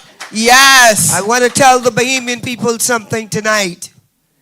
In order for us to go in there to make a change, we need y'all to go to the polls and vote against this PLP government. Because if we don't, we're in problems. I can't take another 5 years, or we're going to die in this country. And the workers in this country will continue to suffer. And tonight, when Lincoln said he's going to give me this post, I said, man, there's over 40,000 workers in this country. I say, I got to bring on my team, eh? I have to bring on my team. You got but this. I want to tell the Bahamian people something. When I look back, see, Lincoln is analyzed some stuff, because I know. And I start to think, I said, hold on. All these workers I've been dealing with, Ministry of Works, the police, every government agency in this country, I have touched. Wow. Every single one. Wow. I have persons continue to complain. Dr. MacGyver, PHA, my phone was blinging. Last week, with the workers again not getting paid their overtime. And it is sickening in this country. And what is so sad is that this new day PLP government is only checking for the upper class workers in this country. They're not checking for the poor. They're not checking for the contracted workers. They're not checking for the persons who are on minimum wage. And these are the persons that need the help in this country. They need the funds. Some of them are not even permanent and pensionable. I can't believe this. I am coming to Parliament to make the change for the junior workers in this country. And Pia Glover, Mr. Prime Minister, you all have those people at the library would be there for years. And they're not permanent and pensionable. Some of them get 30 years, 25 years, and 15 years. But y'all could turn around and bring in your people on contract, what are still getting a pension from the government, getting national insurance. They triple dipping. Whereas the workers, the junior workers in this country, cannot get what they need to get. So when we get to Parliament, we're going to change some stuff. I am going to be there looking out for the workers. And I want my open door policy, I don't only want to hear from the union, I need to hear from the junior workers to see their pain and their suffering that they are going through. The working conditions are deplorable in this country. Lincoln can tell you, that was the registry we made away. When we made out there, they're working in mold conditions. And I am a perfect example of what happened when you work in the mold conditions. You end up with asthma. They call it a dangerous building. I am going to be addressing that. Because that national debt what we got dealing with, Mr. Finance Man, I need some money for the public service. Yes, sir. Make sure put some money in there for them. And I got to list a whole stuff of the people who continue to cry out. Even when Lincoln put that hazardous pay up there, they still calling me. Pia Glover, them still haven't given these people their hazardous allowance. I'm going to take you all to court, though. I'll get the writ next week. Things must change in this country. We are going to the People's Parliament to talk about the people's business.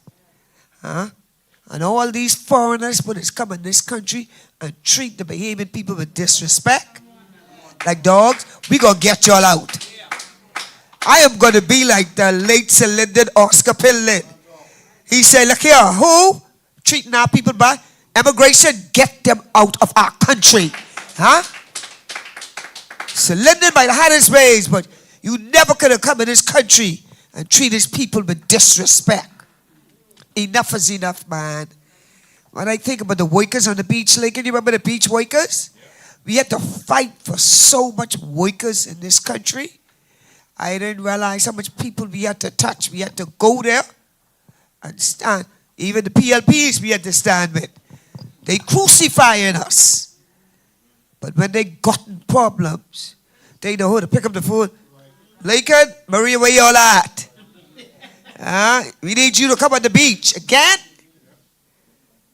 It's about the workers in this country. It's about the Bahamian people. Oh, and I'm going to change your law. You know that 12 years? The employment, the only thing you can get is 12 years? No way. We're going to change that. They're going to pay a percentage on each year that you work. For any company in this country. Because if the government can pay their 4%, the private sectors can pay it too.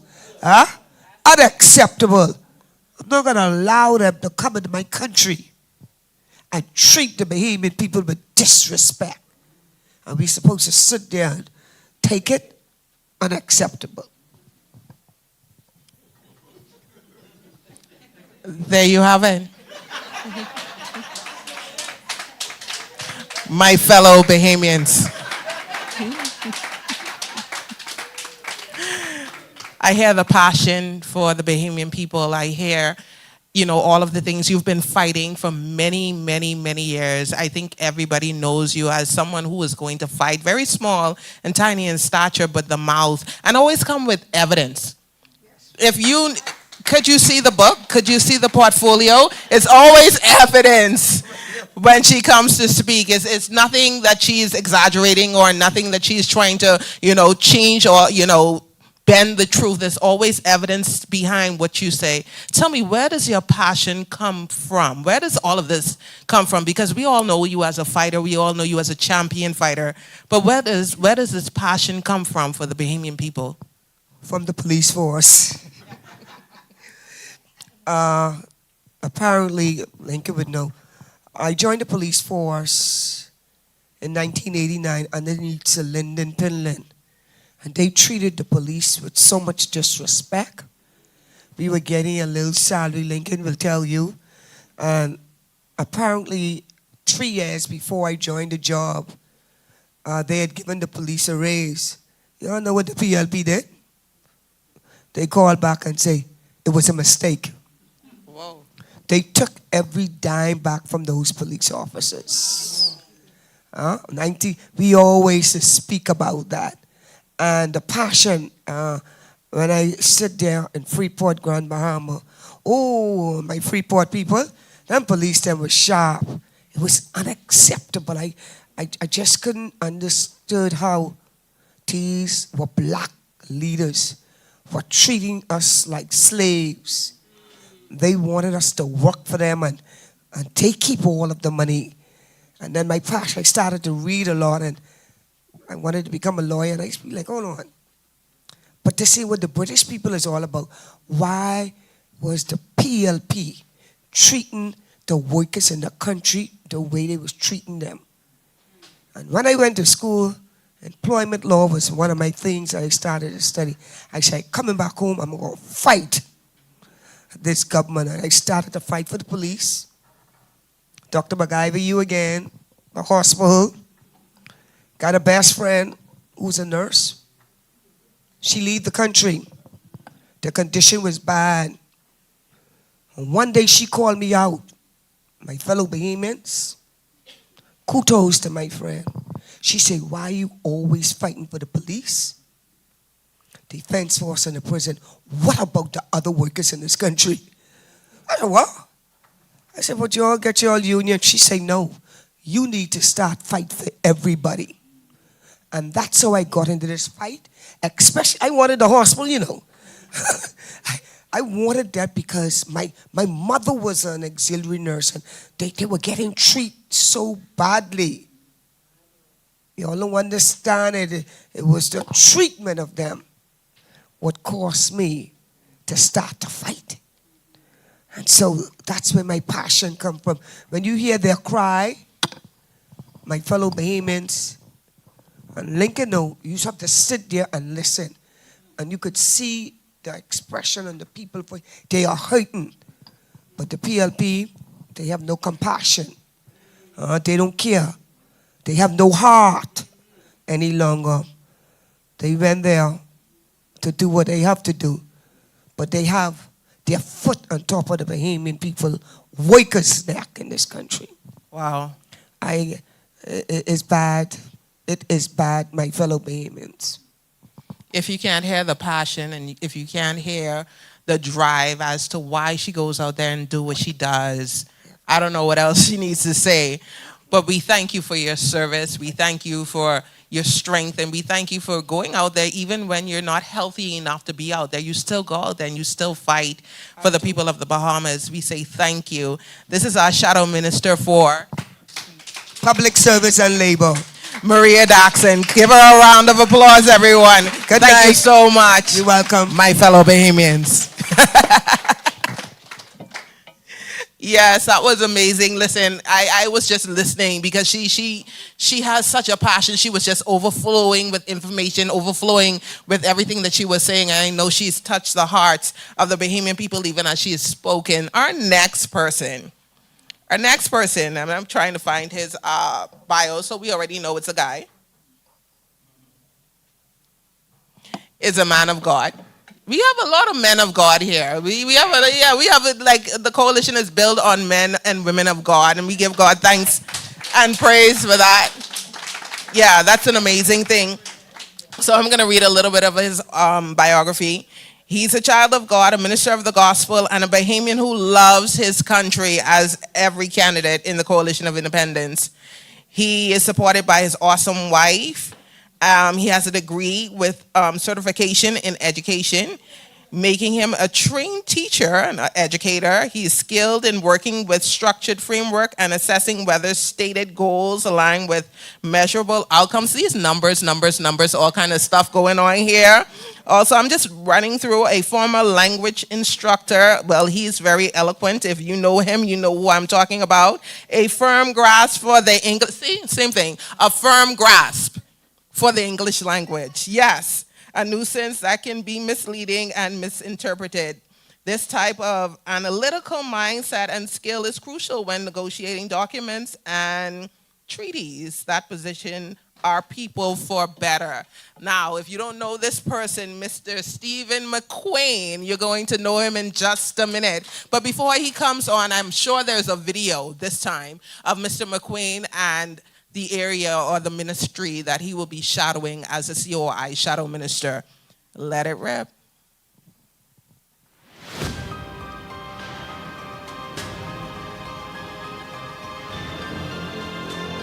Stephen McQueen is a person who loves God, who loves country.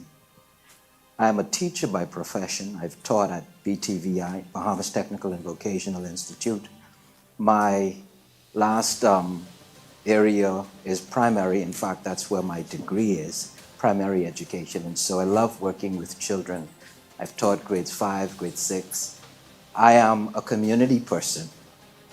Every weekend, just about, in the Nassau Village community, my wife and I work with the children in that community, grooming them in things related to God, giving them a safe space. Why am I in politics? As I followed COI, I realized that our country is at a certain crossroads.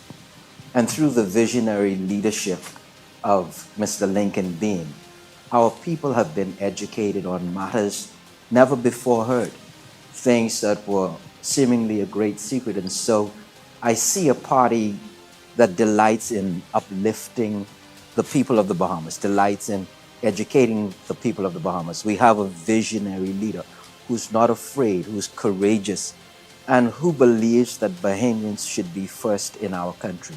I'm impressed by that. I'm moved by that. And so, for me, it was the natural thing to do, to become part of a movement of people who loves the Bahamas, who wants the Bahamas to be all that it can be. And to do that with more than just talk, but with visionary plans, not just good ideas, concrete plans to bring that to pass. I'm grateful to be the Shadow Minister for Foreign Affairs. COI's vision is to develop new policies that takes the Bahamas to the world.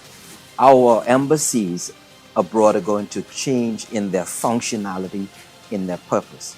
It's going to be entrepreneurial centers where if Bahamians are in country A or country B, whatever country they're in, and they want to do business, they want to get established in that country, our our foreign affairs embassy will be the place for them to come because we're going to make the connections for them.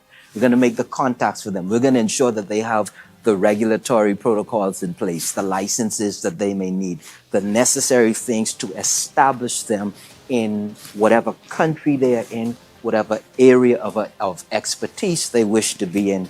That is what we're going to do with our Foreign Affairs Embassy. And so what we want to do is make it so that the Bahamas, our foreign policies serve the interests of the Bahamas first and foremost. We're going to be establishing various businesses through our foreign affairs embassies. And so we want to present the Bahamas as not just as a world player, but a country that is different in every regard in taking the Bahamas to higher levels internationally. One of the challenges that we've always had as a small nation is seemingly Bahamians are left abroad without resources, without protection, without anyone standing by them in times of difficulties, hurricanes, in times of trouble in whatever country they may be in. We want them to know that they're going to have a government that's going to stand with them, that's going to protect them, that's going to come and get them from wherever they might be because they are Bahamians. And so they can count on the government of the Bahamas through the COI to be there for them, to have their backs no matter what, and to stand with them no matter where they are. And that's what we're going to do through our foreign affairs embassies as well. So it's not just going to be a place known for the foreign affairs minister or the necessary personnel, but we are going to ensure that Bahamians have every resource that they need, no matter what situation or circumstances they find themselves in.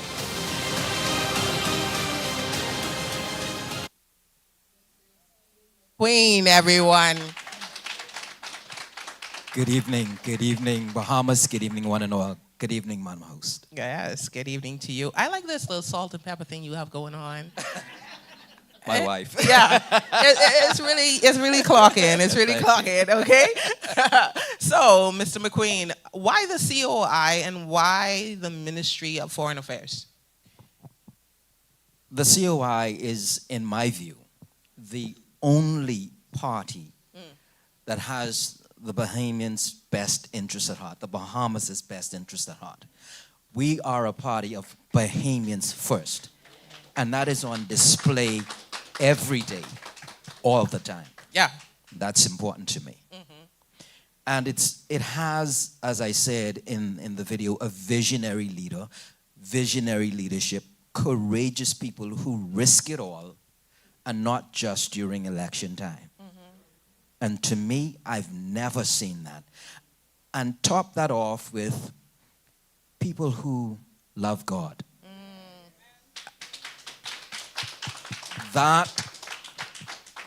Those three mean everything to me in a political party, in a movement where the Bahamas is concerned, where we are concerned as a nation. That means everything.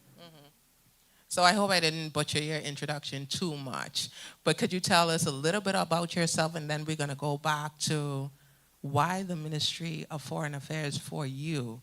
But tell us a little bit about yourself that I didn't say or I didn't butcher. Tell us a little bit about yourself that the Bahamian people will know you a little bit better. This is our candidate for Nassau Village, everyone. The COI's candidate for Nassau Village and our shadow minister for Foreign Affairs. I am a man of God. I am a minister. I am a married man who loves his wife. She has my, she is my heartbeat. She's my support. I'm an educator. My degree and my certification is in primary education, and it has taught me so much about structures and interpretation and taking things that are abstract and bringing them to reality and having measurable goals and things that you look for.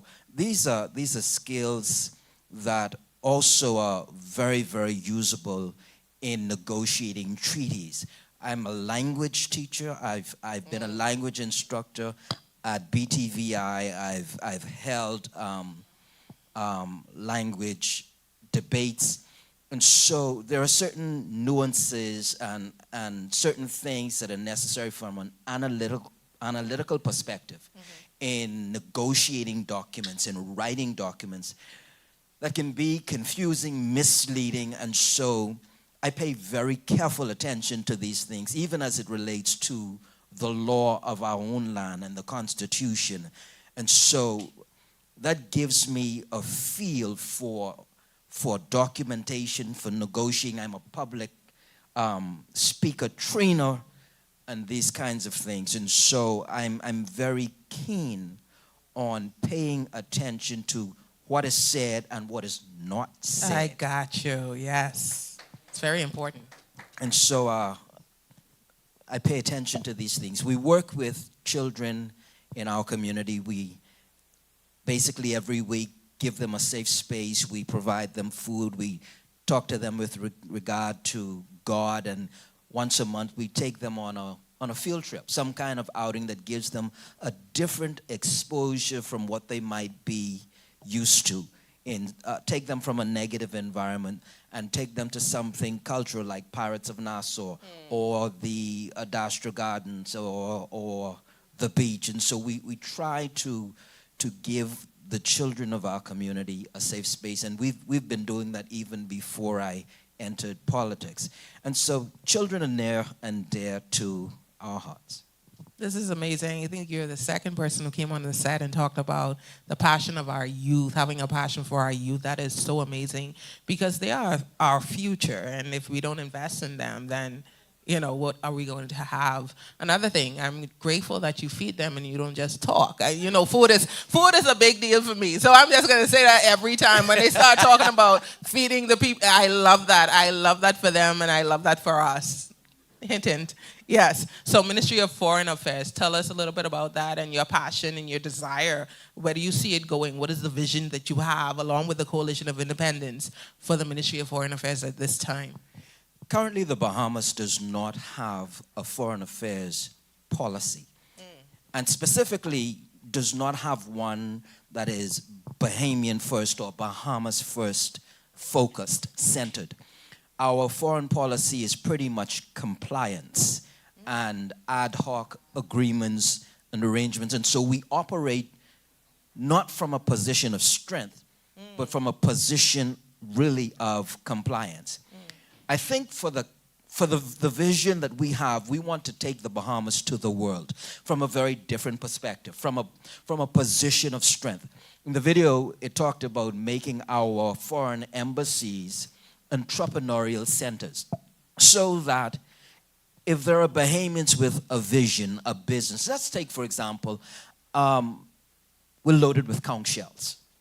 And it was amazing to me, at one point it seemed that the Chinese were taking the conch shells to make jewelry and all of the rest of that. But what if there were a Bahamian that had this idea of, hey, look, I could do conch shells and I want to export this to a certain countries or several other countries. Then our foreign affairs embassy would be the place to reach out to that country, ensure the right documentations are had and the right licenses. I love this. All of yes. that, and push that person's business there. So we want to export the Bahamas to the world. Maybe there are those who want to do clothing design. Maybe there are those who want to take their photography somewhere. But the whole idea is taking the Bahamas to the world and making us a country that sets up businesses in other people's countries because they come here and they do it. You walk downtown and you see this business and you see that business, and then when you go to a certain country, like, oh, we have that in Nassau. Well, what if Bahamians could go to a place and say, ooh, that's a Bahamian business? Look at that. It's inspiring because it says that we believe and we know that Bahamians can do whatever they have the support to do. And so we want to provide that. We want to take the Bahamas to the world and make our foreign affairs embassies entrepreneurial centers. Listen, you have me. Listen, I am bought hook, line, and sinker. I think that's how they say it. it's something else that you said in the video when you spoke about Bahamian people wherever they are, making sure they're a priority, making sure our embassies are able to really assist our Bahamian people wherever they are in the world. I think that's very important. Could you elaborate a little bit more about that? Sure. It grieves me because when I pay attention to news and disaster comes, and a country would send in whatever resources, whether they send flights, whether they send medical, whatever, they will go and collect their people from danger zones, whether it's an impending war, whether it's a major storm, whether some natural disaster, but our people have to shelter in place and hope the disaster passes them by. We're saying through the Foreign Affairs Ministry, we're coming for you. Come on now. You're Yes. not going to be left stranded. Yeah. You're not going to be left to wonder if we're coming for you. If you find yourself in some unfortunate circumstance, we're not going to wait for the government of that country to say, we think they're okay. No, we're coming. Because we're going to ensure that your rights are protected. Yes. We're going to ensure that everything you need is provided for, that you are not mistreated because you are a first-class citizen of the Bahamas. We are going to provide the protection, the resources, and whatever you need because you are Bahamian. And we don't have that. And so we want to change that narrative. We need a paradigm shift. We want Bahamians to know that you are valued and that you have a country and a government in the coalition of independence. It's going to stand with you, stand for you, and demand, not only demand, provide what is necessary for you for the best outcome of whatever circumstance you are in. And so it takes foreign affairs to do that. But there are some other things that we want to see happen from a foreign affairs perspective. We, as I said, pretty much comply. But we need to negotiate treaties. We need to negotiate agreements that allow us to retain sovereignty over our territory. Yes. Sovereignty over our borders. Sovereignty over our airspace. We need to negotiate treaties and agreements that respect the sovereign right of the government of the Bahamas, Right. under COI government, to make decisions in our best interest. Yes.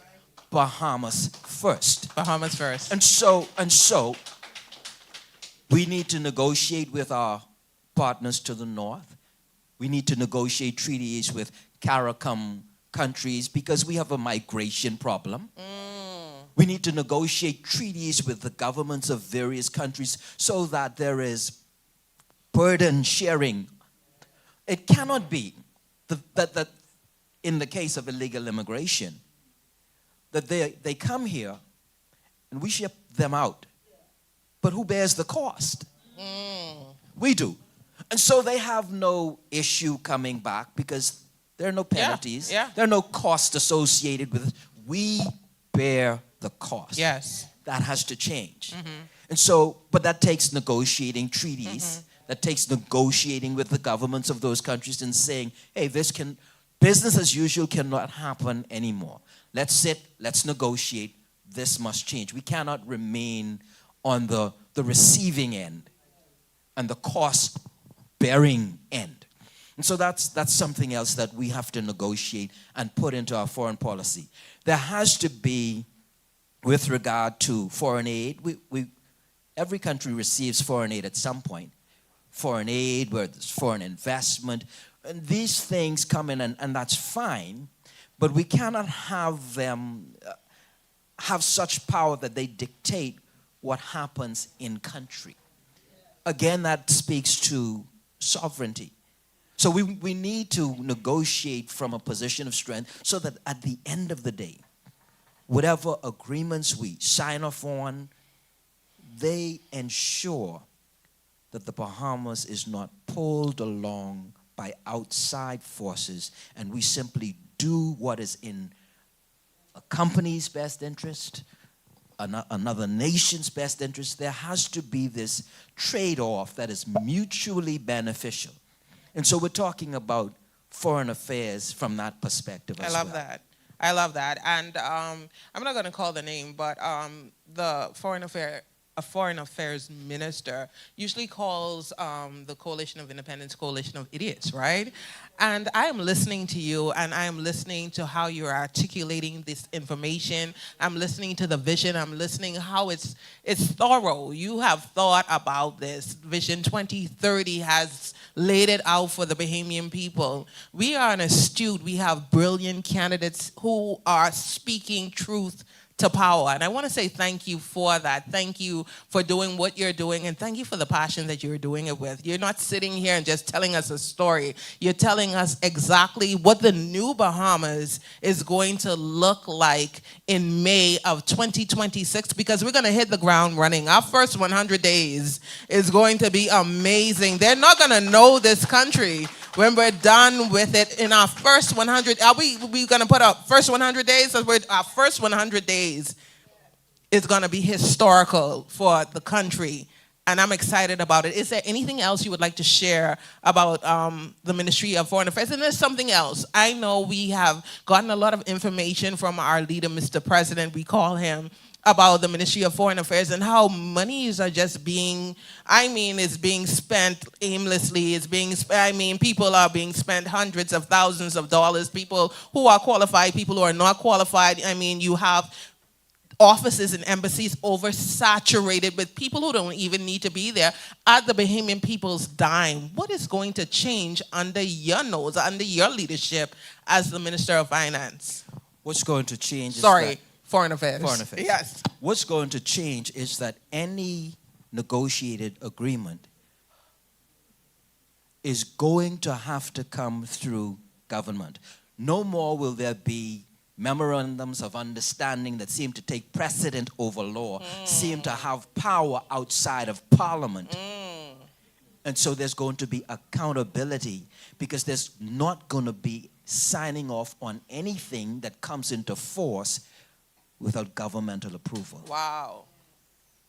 And so within the Foreign Affairs Ministry, I won't have sole authority to do whatever I want. Come on now.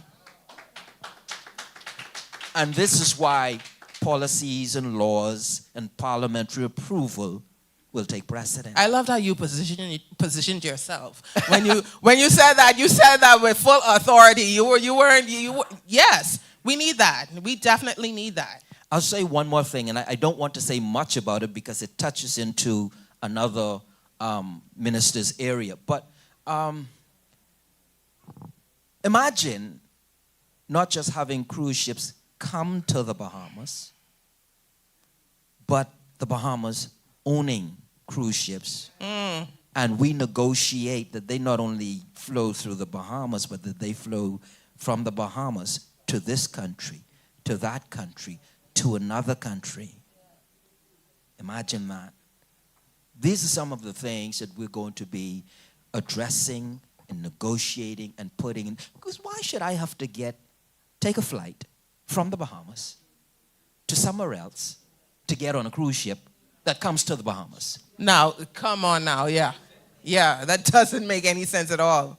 But when we own the cruise ships and we negotiate and sign treaties, government-approved treaties, then bigger things than that can happen. I love that. I love that. Thank you. In closing, tell the Bahamian people what you want to say. Your last couple seconds now, because you speak really well, sir. I just want you're very eloquent. So it's so true. You have the English language to wrap around your finger. Go ahead. I want to speak to the nation at large and specifically to my Nassau Village family. I understand that it is scary going from where you are to something new. and that the other parties are going to feed on your fear. But Sir Lyndon Penling, before he became that, he didn't start out being Prime Minister. He became Prime Minister. There was a time the country was under British rule. It became independent. And I'm sure there was some degree of fear amongst citizens, amongst everyone. Do not allow fear to paralyze you. Look at the people who sat before you today and know that we can do this together and that there must be change. It cannot be that we continue to struggle and to suffer and to be left behind in our own country. You see it every day wherever you go. In the words of Michael Jackson, make that change. Trust Mike. Trust Mike. Thank you so much, Mr. McQueen. Thank you so much. Our next Minister of Foreign Affairs, but we're shadowing right now. We thank you for your service. We thank you for giving us a hint of what you're going to do as the Minister of Foreign Affairs in the New Bahamas. So we have two other, I know when our leader spoke, he said that you have some shadow ministers and some ministries that are gonna have like 3 people. So at this time, we're gonna have 2 people come up, and I'm not gonna say, but you're probably gonna know when I call their names, what they are shadowing. So Dr. Jermaine Higgs, he's married to Dr. Shashat Higgs. I hope I said that correctly. If I butchered that, I'm so sorry. He's a committed father. He's a business owner and a PAHO sanitization certified, and he is a lover of Christ. And also Mr. Graham Weatherford. I don't even need to introduce this man. He's another one of those people who has been fighting for the Bahamian people, fighting for certain resources, because if I say it, you would know exactly where we're coming from with this. And he has been, everywhere. If you know him, you know he's been at this for years and years and years and years. So if you're going to turn your attention, or if you don't mind, turn your attention, and we'll have a video right now talking about our 2 shadow ministers of the ministry of blank. Thank you so much.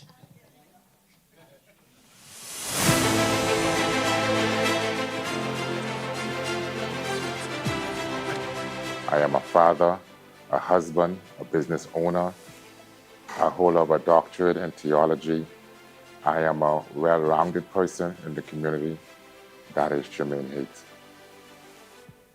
I have chosen the COI because COI is clearly the only choice for the Bahamian people, knowing that the PLP and the FNM has been the biggest and the only generational curse that has ever been in the Bahamas. I've chosen the COI to represent the Bahamian people. The environment and natural resources is dear to me. My business, Modern Homes Bahamas, deals with a lot of viruses and bacteria, things that happens naturally inside the environment. I've always had a passion for the environment, whether it is carbon, whether it's clean energy, that is my passion. The COI vision for the environment and natural resources is twofold.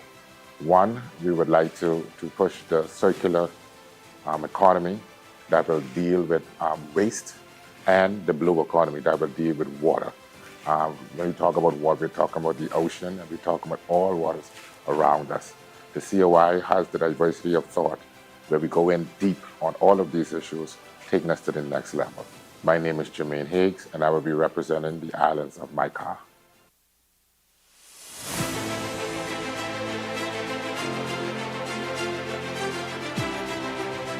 I'm a business owner in the Bahamas, and I've been speaking to the natural resources and the environment for decades. Well, we've been talking about these issues for decades now, and while we hear hype from everyone, we see very little happening and the people benefiting from the country's resources. We've only seen proper proposals and documentation on our natural resources that have taught a lot of Bahamians what has not been common knowledge. And so really only the COI has shown us the potential of what we have.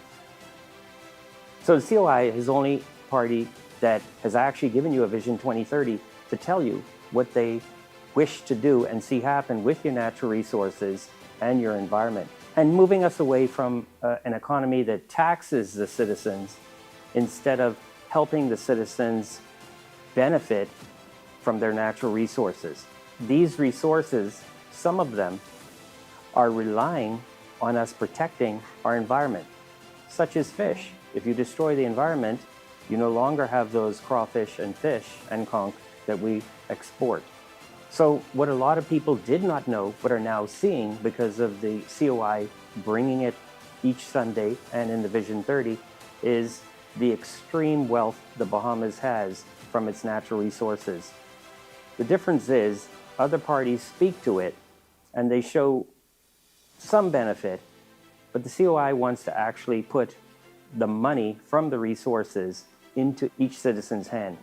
So a lot of people ask, where will the money come from to do what the COI is proposing, this wonderful, fantastic Bahamas? Well, the resources have such value that it can actually fix all of the problems in this country, on top of helping the Bahamians benefit and developing all of our islands properly.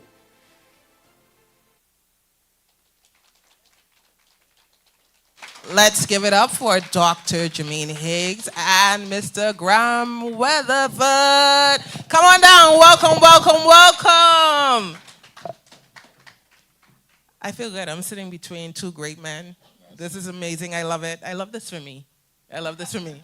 Okay? Yes. So you guys are both shadow ministers for the Ministry of The environment. the Environment and also Natural resources. Natural Resources. So, Mr. Weatherford, you've been talking about this thing for I think from I was a child. I really believe that you've been talking about this thing. Tell us about your passion and tell us about why the environment and why natural. I mean, we all know, but tell us some more.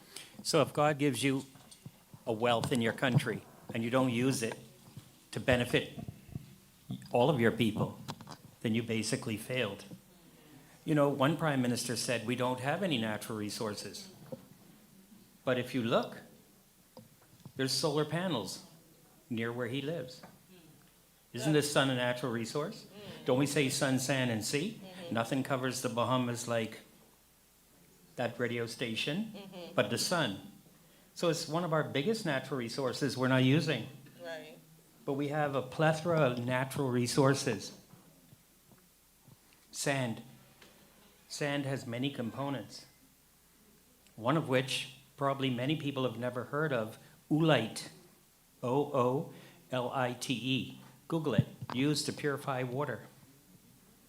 So we've never done an assessment on the Bahamas to see how wealthy the Bahamas is, but yet we get downgraded. So we need to first, in this ministry, assess the wealth of the Bahamas as it pertains to our natural resources. I always make a joke. How many fish are in the sea? I don't think we can count them. Do we have 1 billion snapper? So at $10 each, that's your national debt gone. Wow. Just protect the sea so the snapper keep coming. You got a snapper could pay off your national debt. So when they say that the COI and Mr. Bain, it's not capable of doing what he says, that little thing. We Wow. even hit conch, crawfish, crab, and everything else. Lobster, nothing. But let's get to environment. Yes. I don't see where we're really serious with our environment. We're doing some stuff that, I mean, I could give you a list, but one that I've seen lately is our harbor. Wow. And it really upsets me. You know, we have waves come in. If you remove the trees and the dune, what do you end up with? Wow. So it goes over, almost every ministry will be affected by environment because almost every Bahamian will be affected. Think about this. Just a few years ago, and it's very upsetting, We dug for oil in the Commonwealth of the Bahamas. Did anyone ever get a sample to see what the quality is? The people have to decide if they want oil, but we have natural gas. There's so many things in environment, and we have a lot to achieve and go over to get this wealth, to put it in the citizens' hands. Yeah. So, Dr. Higgs, you are certified by PAHO. Yes. Explain that to me and tell me about the environment, because it seems as if that is like a passion of yours as well. Yes. I will go deep into what needs to be said in terms of dealing with the environment itself. The environment, as it stands in the Bahamas right now, we can't take it to the world. What we are seeing out there, every corner, every space, if there's not a foul odor or there's garbage everywhere, we grew up hearing, clean, green, and pristine, sun, sand, and sea. But we don't have that here today. We don't have that here today. What we have in our country now is actually showing how and why they are now depicting us as third world country. Wow. Okay? We can do better. We can do better. We have the natural resources. We have the manpower. We have the diversity of thought, But the difference is, okay, we in the COI are prepared to make these changes for the betterment of all Bahamians, not for some. Everyone in the Bahamas will benefit. Everyone. When we look I heard my colleagues speaking about mold in some in certain buildings. Every government building in this country has mold. Every building. I can call it COB, the hospital, Defense Force Base, everyone. Yes. Every year for our children to be able to attend school, they have to make sure they are immunized. But they are going to school, we call it, inside my profession, sick building syndrome. These buildings are not properly sanitized. The House of Assembly is not properly sanitized, only probably when I used to do it. Wow. Okay? And so we living in a time now where our country now is continuing to slide backward. Okay? The government itself needs to be sanitized because they're not forthright with what's going on with our people. Case in point, we have hundreds of people right now with this bad cough going around. But they fail to say to people, wear your mask. COVID is still around. Okay? I don't know if they are using and calculating the fact that this is what caused the administration, so they're fearful of saying it. But the truth is, we need to be transparent with our people. Okay? We need to be transparent with our people. So many people are falling sick. So many suicides, so many this and that, simply because they're so unbearable. We can't afford to live in our own country. You're right.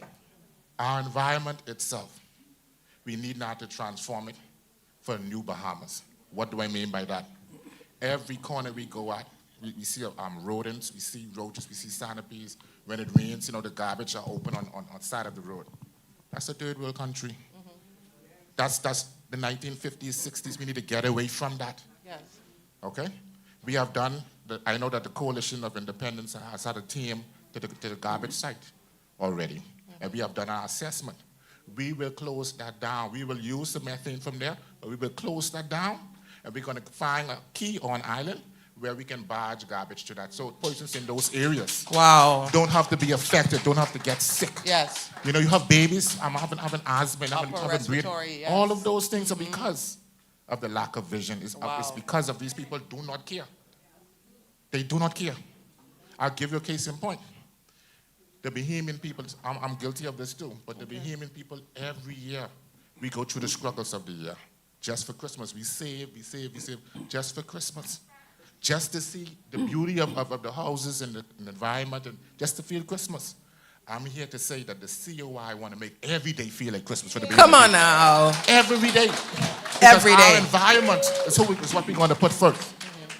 Our environment is our beginning, is our end.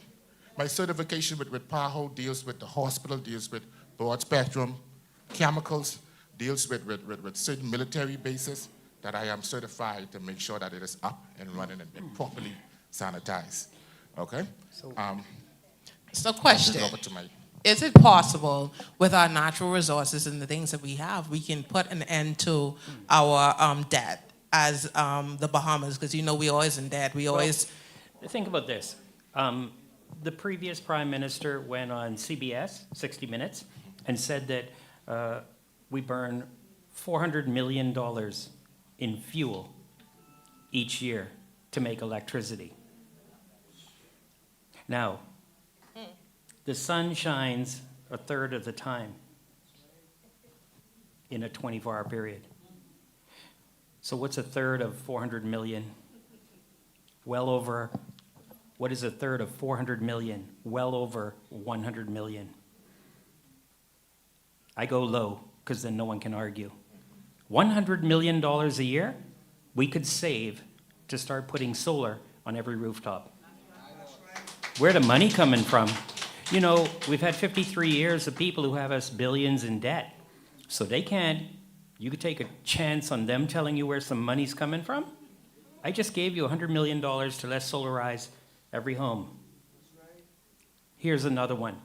Environment, it affects everything. Power generation. Last week, our leader showed you how to move between the islands with no pollution. Wow. Our airplanes, pollution. Our boats, pollution. Cars, everything, pollution.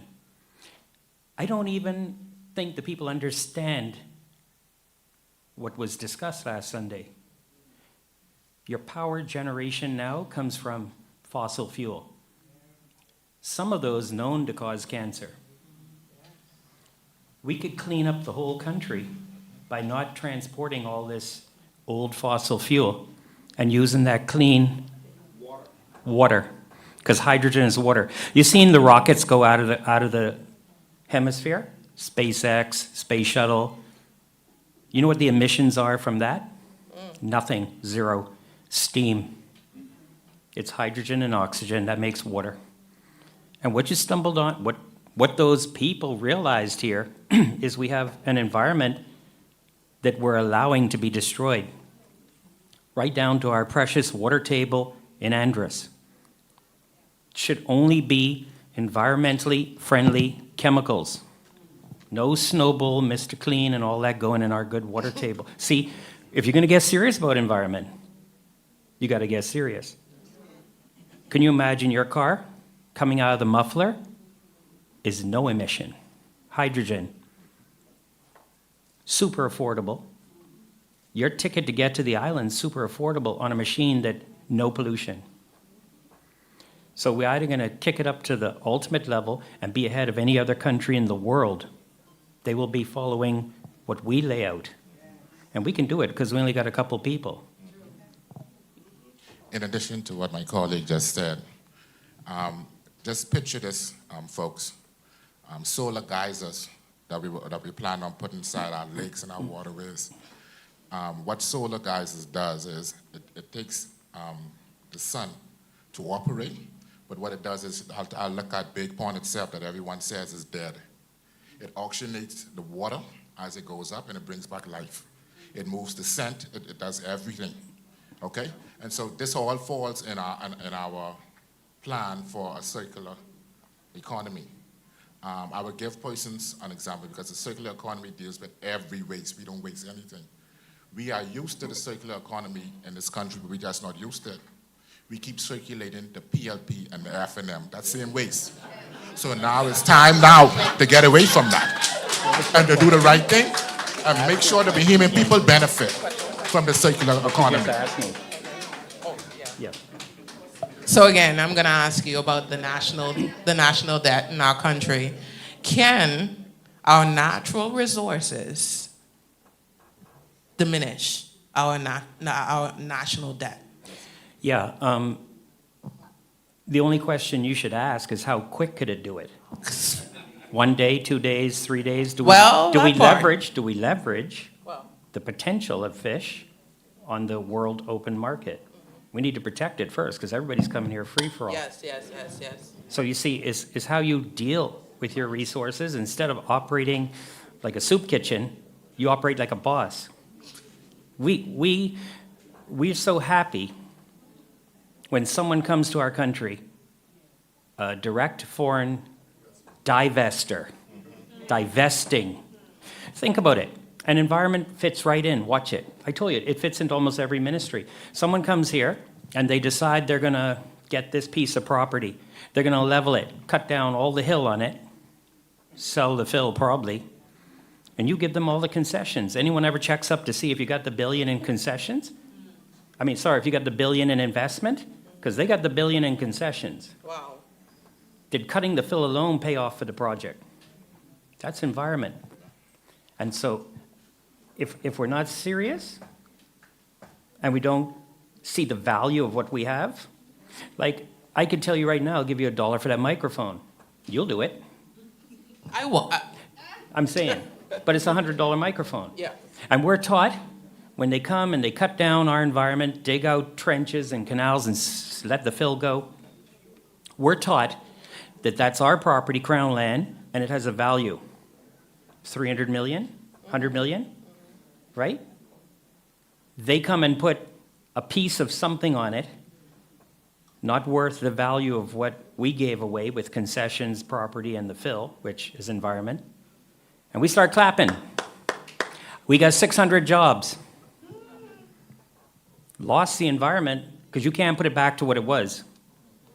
Can you? No. So when we start this, the environmental impact assessment study, when you're finished and it doesn't work out, can you put it back to what it was? At what cost? Because we would have to pay that. So it's just, we need different type of negotiators. And the way it's been negotiating, it appears that the negotiators don't know how to negotiate, or they do know how to negotiate, and that's much more egregious. In addition to that, the sequestration of our forests, of our seabed, is way over $200 billion. Way over $200 billion. We have allowed politicians to come out and say it's fake news, it doesn't exist. Yet still they're going after $11.4 billion this week. Wow. Okay? They are trying now to give the Prime Minister more powers on Wednesday, okay, to deal with natural resources. I say to Bahamian people, we need to wake up. We need to know what's going on. We need to get involved.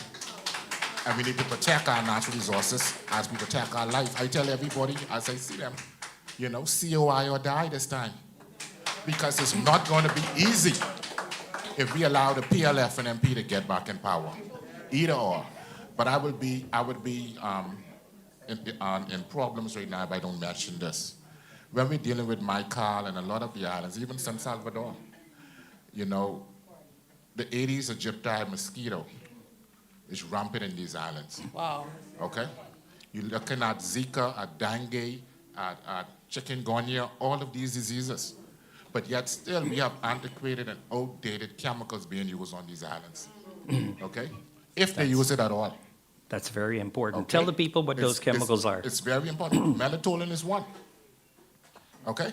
And so what I say to this is that the COI will ensure that these people are given respect and the same urgency that we try to give it to the residents in New Providence.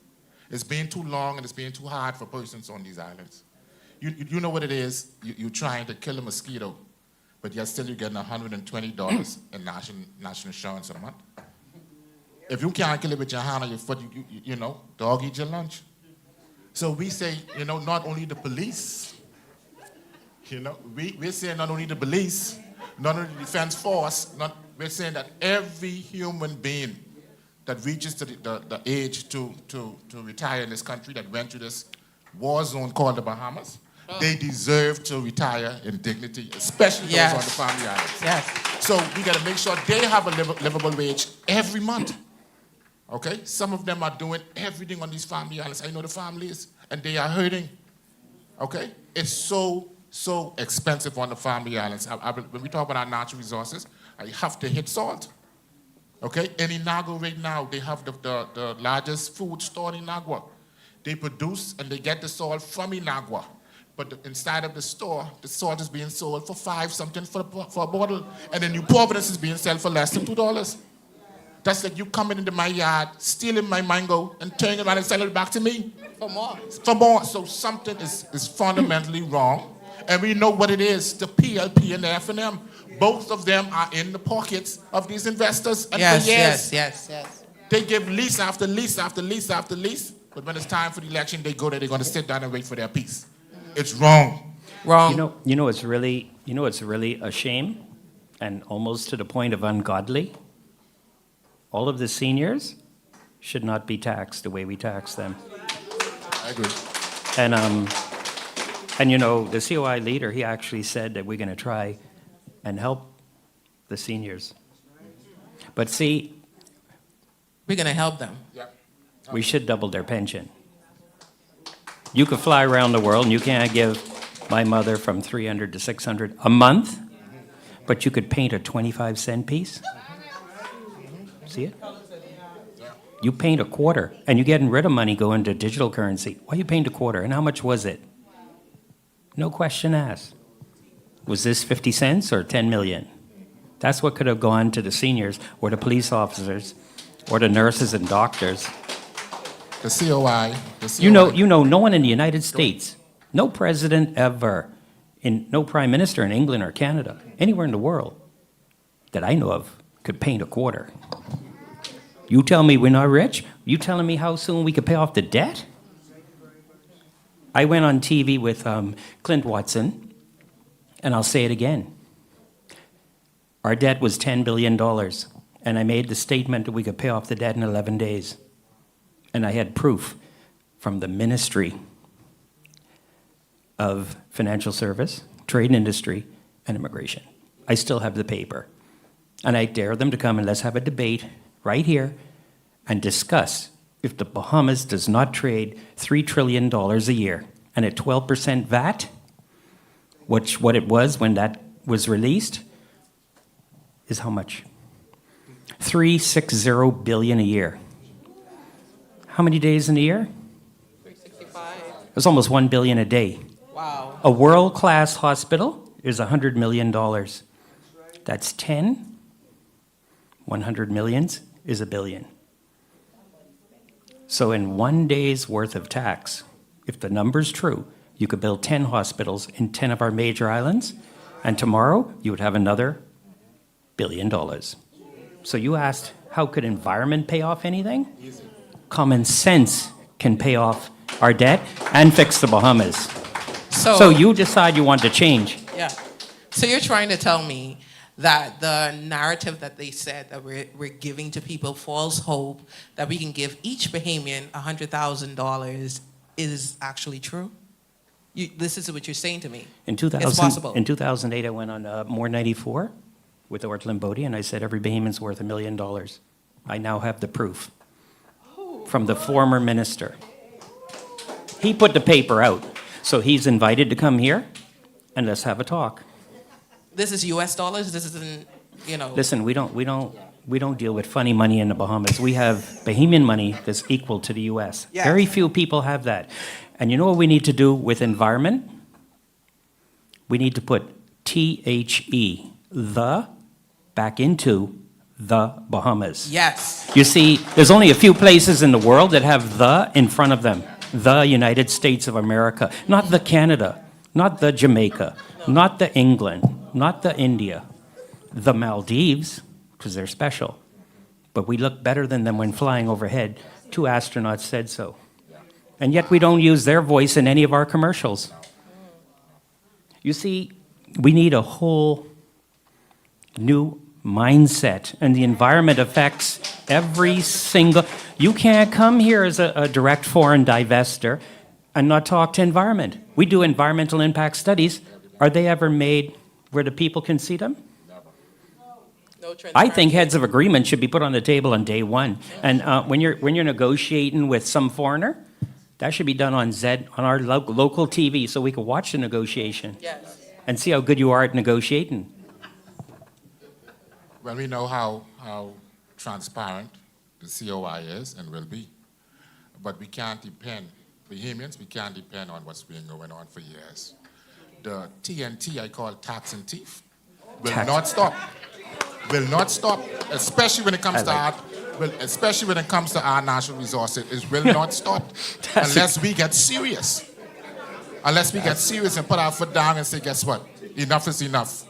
We have to get people, it's so serious, like I'm saying again, we have to be registered and ready to vote. Yes. And to vote them out. Okay?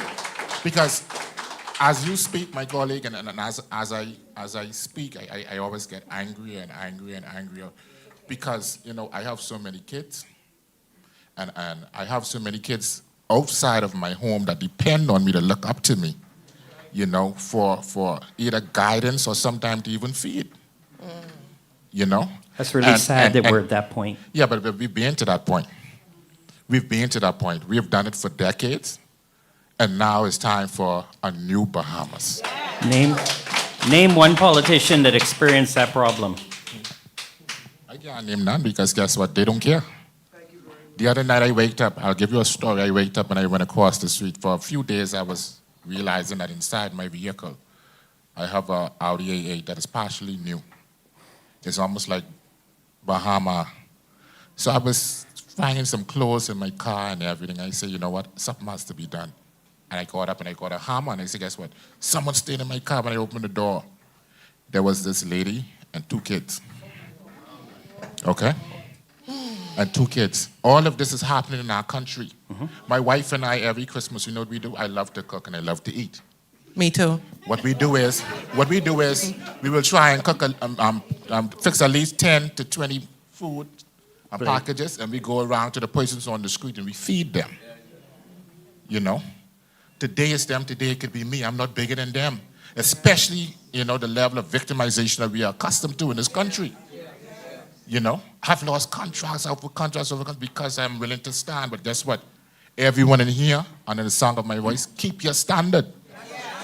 Because that's all you have. You know within your heart that everything that the PLP and the FNM been doing to us will continue and even get worse. They will not change the menu. Because the slackness benefits them. You know, I always say the persons we grew up hearing that cronyism and nepotism was between family, lovers, and friends. The PLP is so expensive, they managed to add Haitians and homosexuals to the list. That's who they're doing for. That's who they're working for. I have nothing against anything, nobody preference or no other country. If you come in here I'm legally, well, come the right way. We love you, we welcome you, and contribute. But they are out to replace you, Bahamians. They are out to replace all of us. Okay? And so if we don't protect our environment, if we don't protect our natural resources, okay, there will be no more for our children and our children's children. So this election, it matters who we choose. It matters what we do. The arguments that we are making over a plate of food and to collect, that don't make no sense. Bahamians, we need to shift and we need to start speaking out. You know? A lot of persons are making noise. Okay, this one could talk or that one could talk. What are you doing? It's time for you to stand. Open your mouth and speak against it. Go ahead, my brother. I give you one more observation on environment. The cruise ships used to sit in our harbor, they still do, and go down there on Potter's Key or on the bridge and look at the stuff coming out of the cruise ship exhaust. Is it blowing out to sea or blowing over the inner city? Is that cancerous?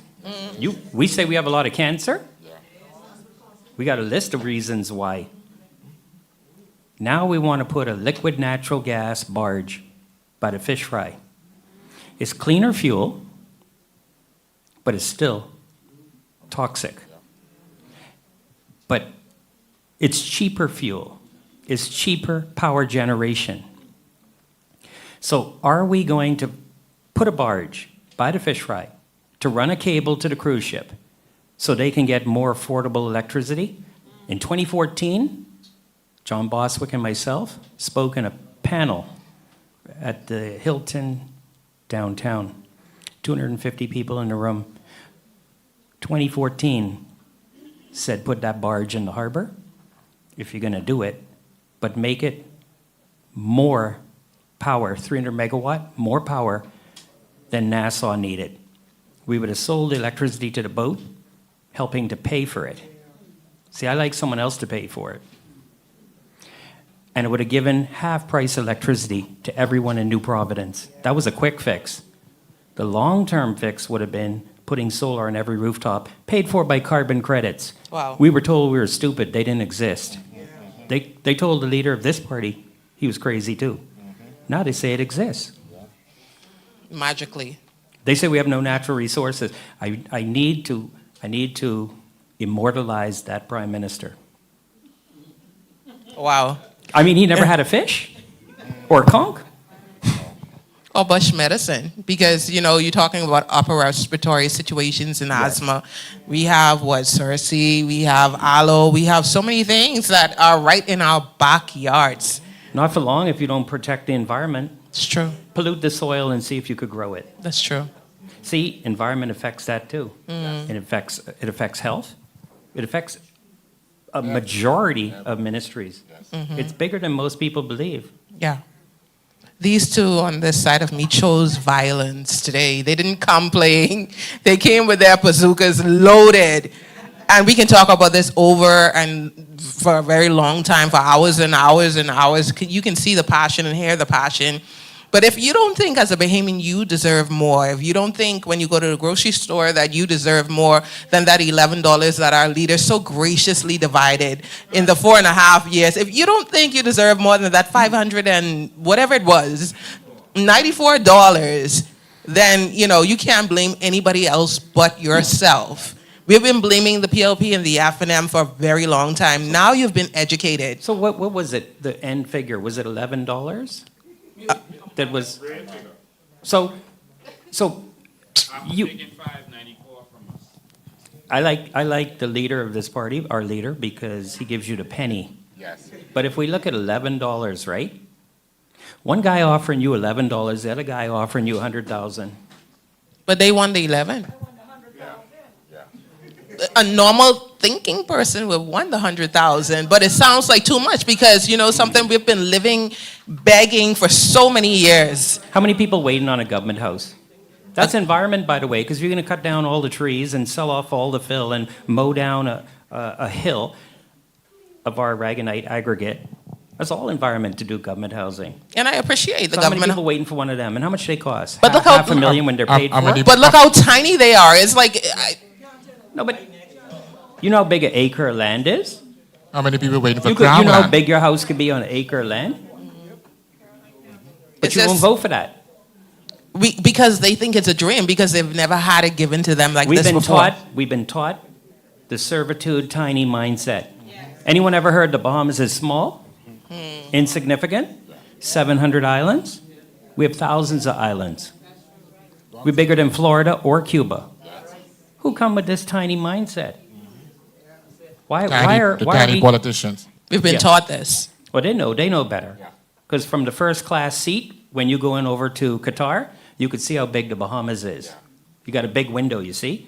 It's a We big an window. economy with a little window. Not a we really small can't one, see it's how a big big it is one. out there when we go into Miami. But, I make fun of it, but it's so serious.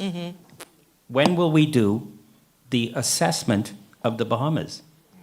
I can't tell you you're worthless. I don't know. You may have $1 million in the bank. You may have life or key property. You may, I don't know. But we've never been assessed by the people who downgrade us. Right. I invite them to come sit in the Ministry of Environment and let me show them how wealthy we are. When Yeah. they want to give me a triple B credit rating, I guess I need A+, A+, A+, A+, rating, 5 A+. Plus, Look how plus. rich this is. Yeah, and for our foreign minister in ministry, we always need to understand that our natural resources is what we bargain. That's our bargaining chip. That's our power. Okay, before we being downgraded left, right, and center, these are the same countries, the big countries that are polluting. Okay, that needs us. Okay, so we need to have our lands and our sea and everything checked out, so we can know exactly what it is we have. And when we sit down with anyone and negotiate, we have the power to say, guess what?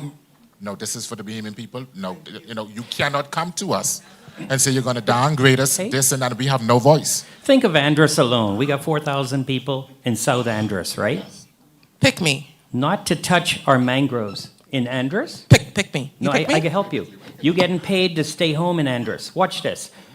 Mangroves mitigate. They take the pollution out of the air and stick it in the ground better than any other seagrass that I know of. So if we do not touch Andros, and the leader said it before, we could receive crazy money. And that money's made by Andros should go to Androsians so they can live nicely. They could have the best hospital. Anyway. I said pick me because Go ahead. you have 30 seconds. Oh, go ahead. Each of you. I will end with this. Just for the farmers here locally in New Providence and all through the islands, do you know at this time right now, you could be earning money from your property in terms of your farm? Okay, verify, get it verified, because guess what? Carbon comes from not only plants, but also from animals. Okay, and they won't tell you this. And you can go online and you can check it out and you can earn funds, just registered and have your property sequestered, have it checked out. Okay, we are all about empowering Bahamians. Okay, we cannot be backward anymore and saying that's what is only for the few and what we could teach and what we could carry. No, all Bahamians have to eat. All Bahamians have to be happy. 30 seconds. You know, I'm gonna sit down with the leader, and I get quizzed a lot on this $100,000. I'm gonna sit down with the leader, and I'm gonna do a video, and I'm gonna show you very simply Please. how you could double that figure. Sure. People think it's a joke, but I don't want to do it tonight. We can do it in a separate No, video. you got 30 seconds, like 20. I only need 10 seconds. Okay. Changes here if you want to really fix the Bahamas. Come on now. Come on now. And this ministry is the premier ministry. Yes, it is. And I'm thankful for being given the opportunity, because this is the one that will lower your light bill and put money in your pocket. We can't have free light bill like this time, for real? I said that a long time ago. Okay. Carbon credits would have put the solar in your house, and the hydrogen would have run the generators. You could have tidal. Right in our harbor, we have enough current to make electricity clean energy. So we're joking. This ministry is the one that's going to put money in the people's pocket with full disclosure. Full transparency. Let's give it up for Dr. Higgs and Mr. Graham Weatherford. Listen, they could talk about this over and over. If you notice, all of our candidates are passionate about the positions they're in, and we say thank you. I am going to again invite Mr. Bain, our leader, to come and wrap up this segment. It was a wonderful time. Thank you, thank you, thank you. Thank you, thank you, thank you. Thank you, everyone. Okay.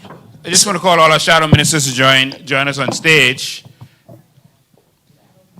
So Maria just go on the phone. You know, she always taking calls from everybody, fighting for everybody.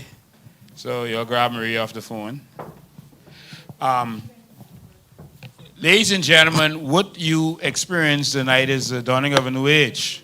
Yes. We are showing you that politics should no longer be about twerking and bear and chicken. It should not be about music. We did not play 1 second of music today. It was all about the information. The new Bahamian is an intellectual Bahamian.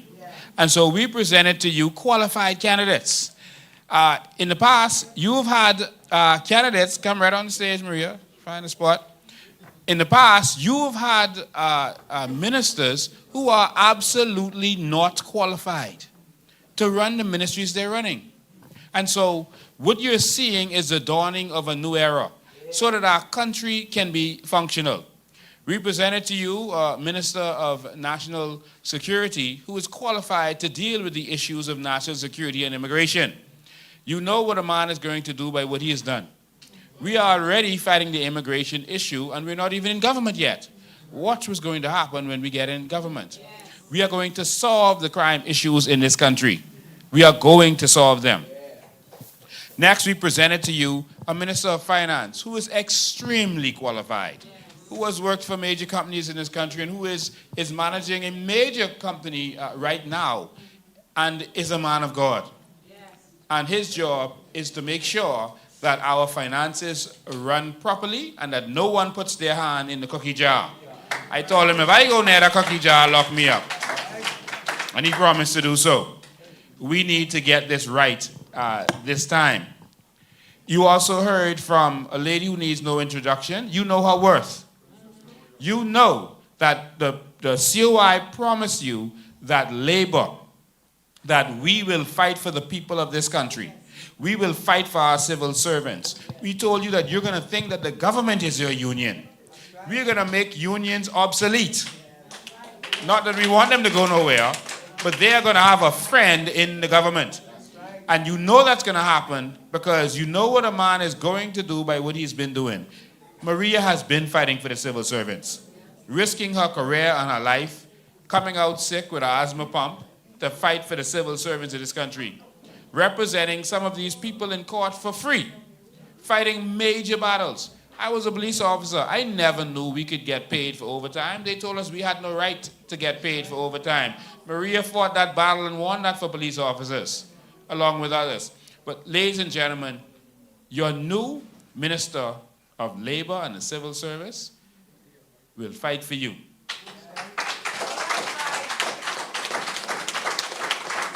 The thing about what happens now is the unions will side to get rid of the government because they're disgruntled with the government. And then the new government gets in and they start crying again immediately. All of the governments treat them badly. It's time to stop the back and forth. That cycle ain't making no sense. So if you're fighting Brave now because you think he is not doing what he's supposed to do, wasn't you fighting Minas? Aren't you going to have to fight Pintard? No, we need a new paradigm. We need people who have been there, who have done that, and who's going to fight for you. And that's what it is. We presented to you a shadow minister of foreign affairs who is adamantly qualified, extremely qualified, well-spoken, well-presented, ready to represent this country to take the Bahamas to the world. What more do you need? And so they ask, do you have people to fill all these positions? Well, that's what we're showing you, and that's what we're going to do. We also presented to you a man who needs no introduction, Graham Weatherford, who's been educating the Bahamian public on natural resources and environment for many years. You know his skills and his qualifications.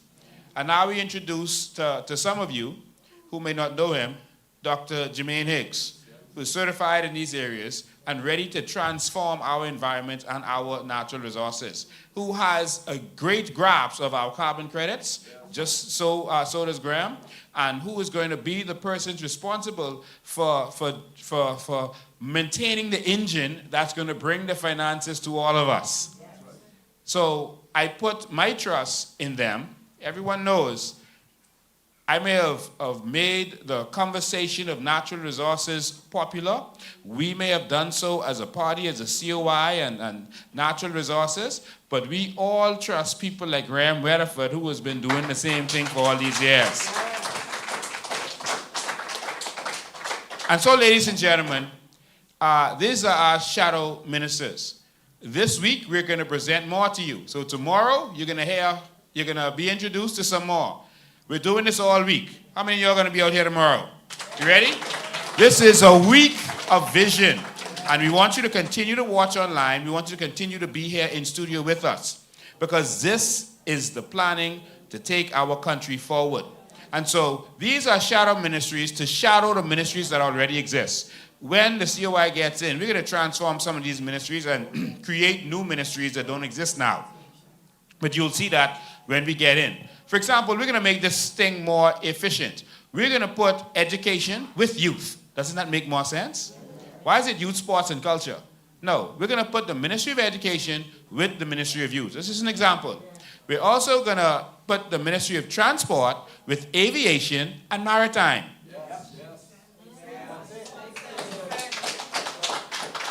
You see? Why is transport with electricity, energy? What is that? That makes no sense. That's why we're so inefficient. But when we fix these ministries properly, we can have $1 billion where you can get everything done one time, no matter what you need. And so, transport, that's the land. Aviation, that's the air. Maritime, that's the sea. Doesn't that make more sense? And the Ministry of Transport will now be responsible for your roads, not the Ministry of Works. So as the Ministry of Transport makes money, and of course road traffic will be under them also. But as the Ministry of Transport makes money from you paying for licensing your car, etc., now the money can go directly to your roads. It doesn't go to the consolidated fund and some crooked politicians who give no contracts. It goes right to what it's for. So you can get justice for money. Doesn't this make sense? Well, that's only a sampling of more that you're going to hear this week. So tomorrow, we're going to introduce you to our Shadow Minister of Health. We're going to introduce you to our Shadow Minister of Works. We're going to introduce you to our Shadow Minister of Education. All right? And so we're going to introduce you to 4 ministries tomorrow. I think I'm missing one. Yes, 4 tomorrow? Okay. And so it's going to be an amazing conversation tomorrow. All right? So let's talk some more about the big issue, the big elephant in the room, healthcare. Let's talk about that. The big elephant in the room, education. All right, I missed the Minister of Works, the Shadow Minister of Works. Let's talk about the big elephant in the room. Let's fix this country. So ladies and gentlemen, these are our qualified education. This is the first lot. Tomorrow, you're going to see 4 more. And the day after that, you're going to see 4 or 5 more. And the day after that, you're going to see some more.